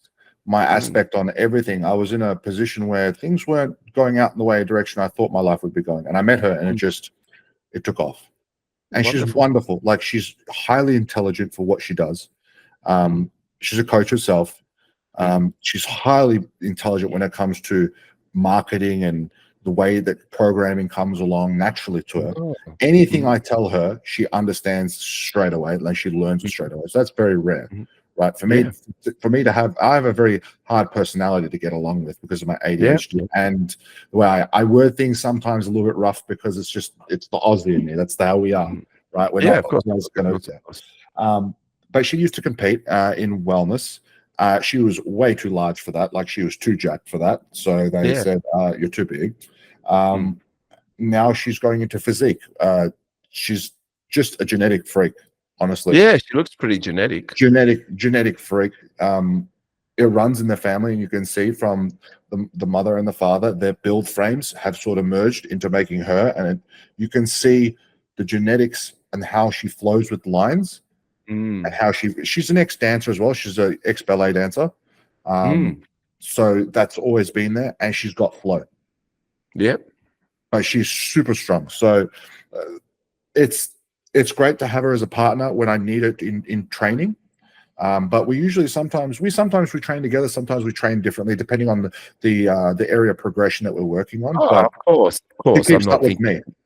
I think she's just what I say, gym bro. I'm saying a gym bro. Like, hey, bro, at the gym, hang out, have a chat, spot each other, train together sometimes, whatever. Yeah, that's how we are. But she's as strong as me, which is very scary. That's as strong as me. Yeah, it just scared me. Like we do some of the same shit, and I'm looking at it going, how the fuck? I got to train harder. Oh my God, do you ever? But actually, like leg press, same weight. I'm like, fuck. So I need to ask, health and longevity specialist, lifestyle enhancer, and what is this Temizkan nutrition coach? Okay, so Temizkan Nutrition is the company that I work for, which is owned by David Temizkan and Caroline Temizkan. So David's my boss. He's also my mentor. So I've been mentoring under him for 2.5 years now. But majority of the gut protocol and lifestyle specialty stuff and hormone stuff I've learned off him. So he's one of probably the leading coach when it comes to functional health. Yep. People overlook that, but he is just genuinely on a different level when it comes to coaching. When it comes to the application of health priority, all these clients and all our clients always stay healthy because of what we've learned from him. Now, I've learned some things obviously from my own experiences, but he's a different breed. Like very. What's his name? What's his name? I've heard this name before. David Temizkan. I think I've heard this guy before. I've heard of him. David Temizkan. I've heard of him, man. I never looked it up. I'm going to look it up. Yeah, look him up. I'm interested. Yeah. So does that help what he knows, what you know, to create this health and longevity specialist, lifestyle enhancer? Well, everyone has something in their bio, right? And I believe for my age, do I look 34? No, you don't. So I must be doing something right if I'm looking a little bit younger. And a lot of people come up to me and they ask me, "Hey man, what do you do to look so young?" I'm like, it's simple. Just eat really healthy. Make sure you understand what you're doing. And then it's sort of just people gave me those nicknames. It's lifestyle specialist or this and that. And I'm like, okay, so all this shit stuck. Like, for example, the Orca. Because I'm so white. I'm so white. I'm not usually white. It's because I'm always in the gym or at work, at home working. I'm never in the sun. If I get in the sun, I'm brown in like a week. But they got the nickname the Orca because of rugby. Because I would hunt. They said I would hunt supposedly on the field. I'm like, right, okay. They're like, because you're the lowest person to the ground. I'm like, okay, cool, fair enough. I love it. Many people ask me, do I look 55? No. Yeah. No, you know you look why? the same age of my uncle. You know why? Why? Because I wake up with a heart on.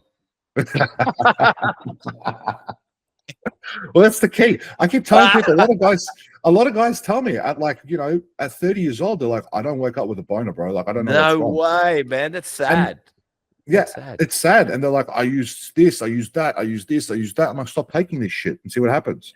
They stop taking that shit and it comes back and they're like, what the fuck? It does. There's moments it might have a rest, but it does come back.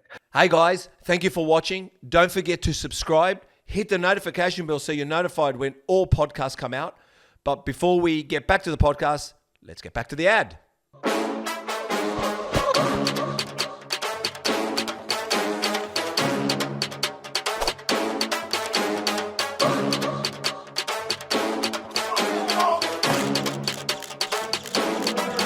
Never forgive, never forget. Twisted thoughts run through my head. They used to diss, now show respect. Still show disrespect. Not that type to pout and pose. But when I pose a threat. Say how it is, my mouth has no filter. Still yelling no effect. All right, we're going to go over the body. You ready? So one exercise, just sets and reps. That's all. So I'm going to go, even if you train it or not, it doesn't matter. As in my favorite movements? What, like like I'll give you an example. Oh, you tell me now. Traps. Do you train traps? Shit, no. Okay, so don't worry about that. What about delts? I want to know front delts. One exercise, sets and reps. Shoulder press. Sets and Shoulder reps. press, sets and reps can vary. Like I train very low volume, and people like mine, you must train a lot of sets. No, I only do 2 sets, and I work between 6 to 8. Okay. And if I need to add intensifiers, I add in intensifiers. It's very uniquely independent on the client or even the person. I love that. Outer delts. Outer delts are laterals, side laterals, dumbbells or machine. Both those two. Same rep frequency. Say it again to me then, because we might Same chop rep it up. Same rep frequency, 6 to 8. All right. Two sets. Yep. Okay. No, I 2 like working it. sets. 2 working sets. Obviously, you do some warm ups. Back, rear delts. Rear delts will just be rows. Honestly, rows. Rows. Yeah, rows. Wide grip rows. See, I didn't hear that. I've never heard that. 2 sets, 8 to 10 is all you need, as long as it's heavy. Okay. Lats. That's pull downs. Or it depends. Are you working in this direction or are you working for density width?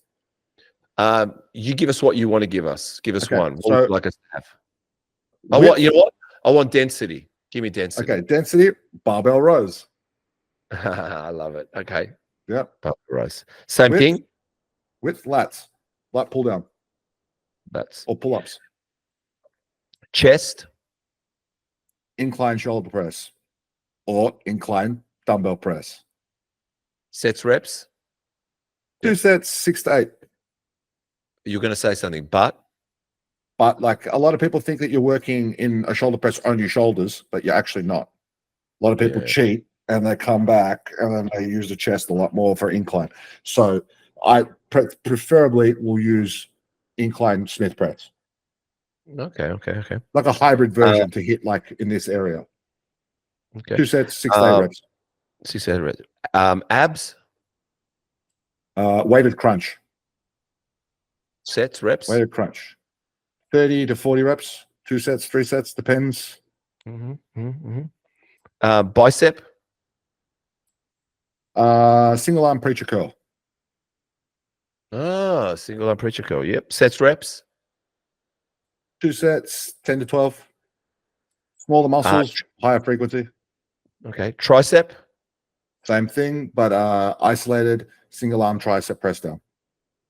Sets, reps. Same thing as biceps, 8 to 10. You can go up to 10 to 12 if you want to. 2 sets. Okay. I know many don't do this, but it definitely was a 70s, 80s thing. Forearms. Pick up a drumstick and start tapping.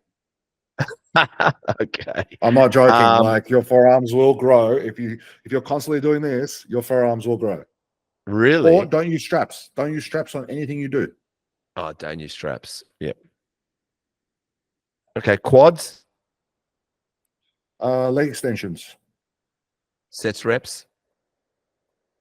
15 reps, 12 to 15 reps, 2 sets working. Hammies. Seated leg curl, 2 sets, 12 to 15 reps. Calves.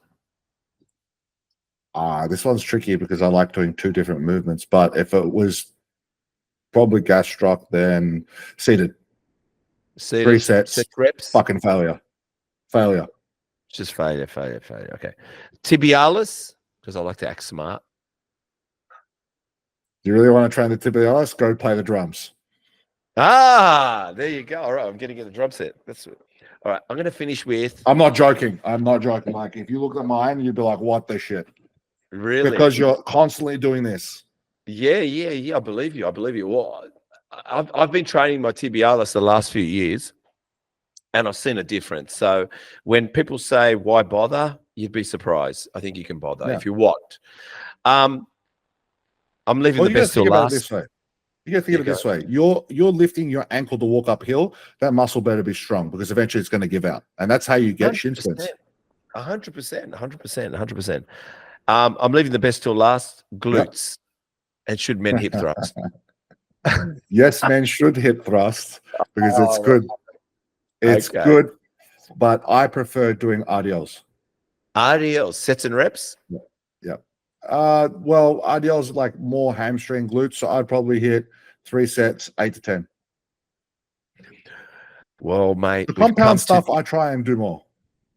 Oh, I love it. Well, mate, this has been an amazing podcast. I've really enjoyed it. Could you tell everyone where they can find you? What is your handles? Where can they find you?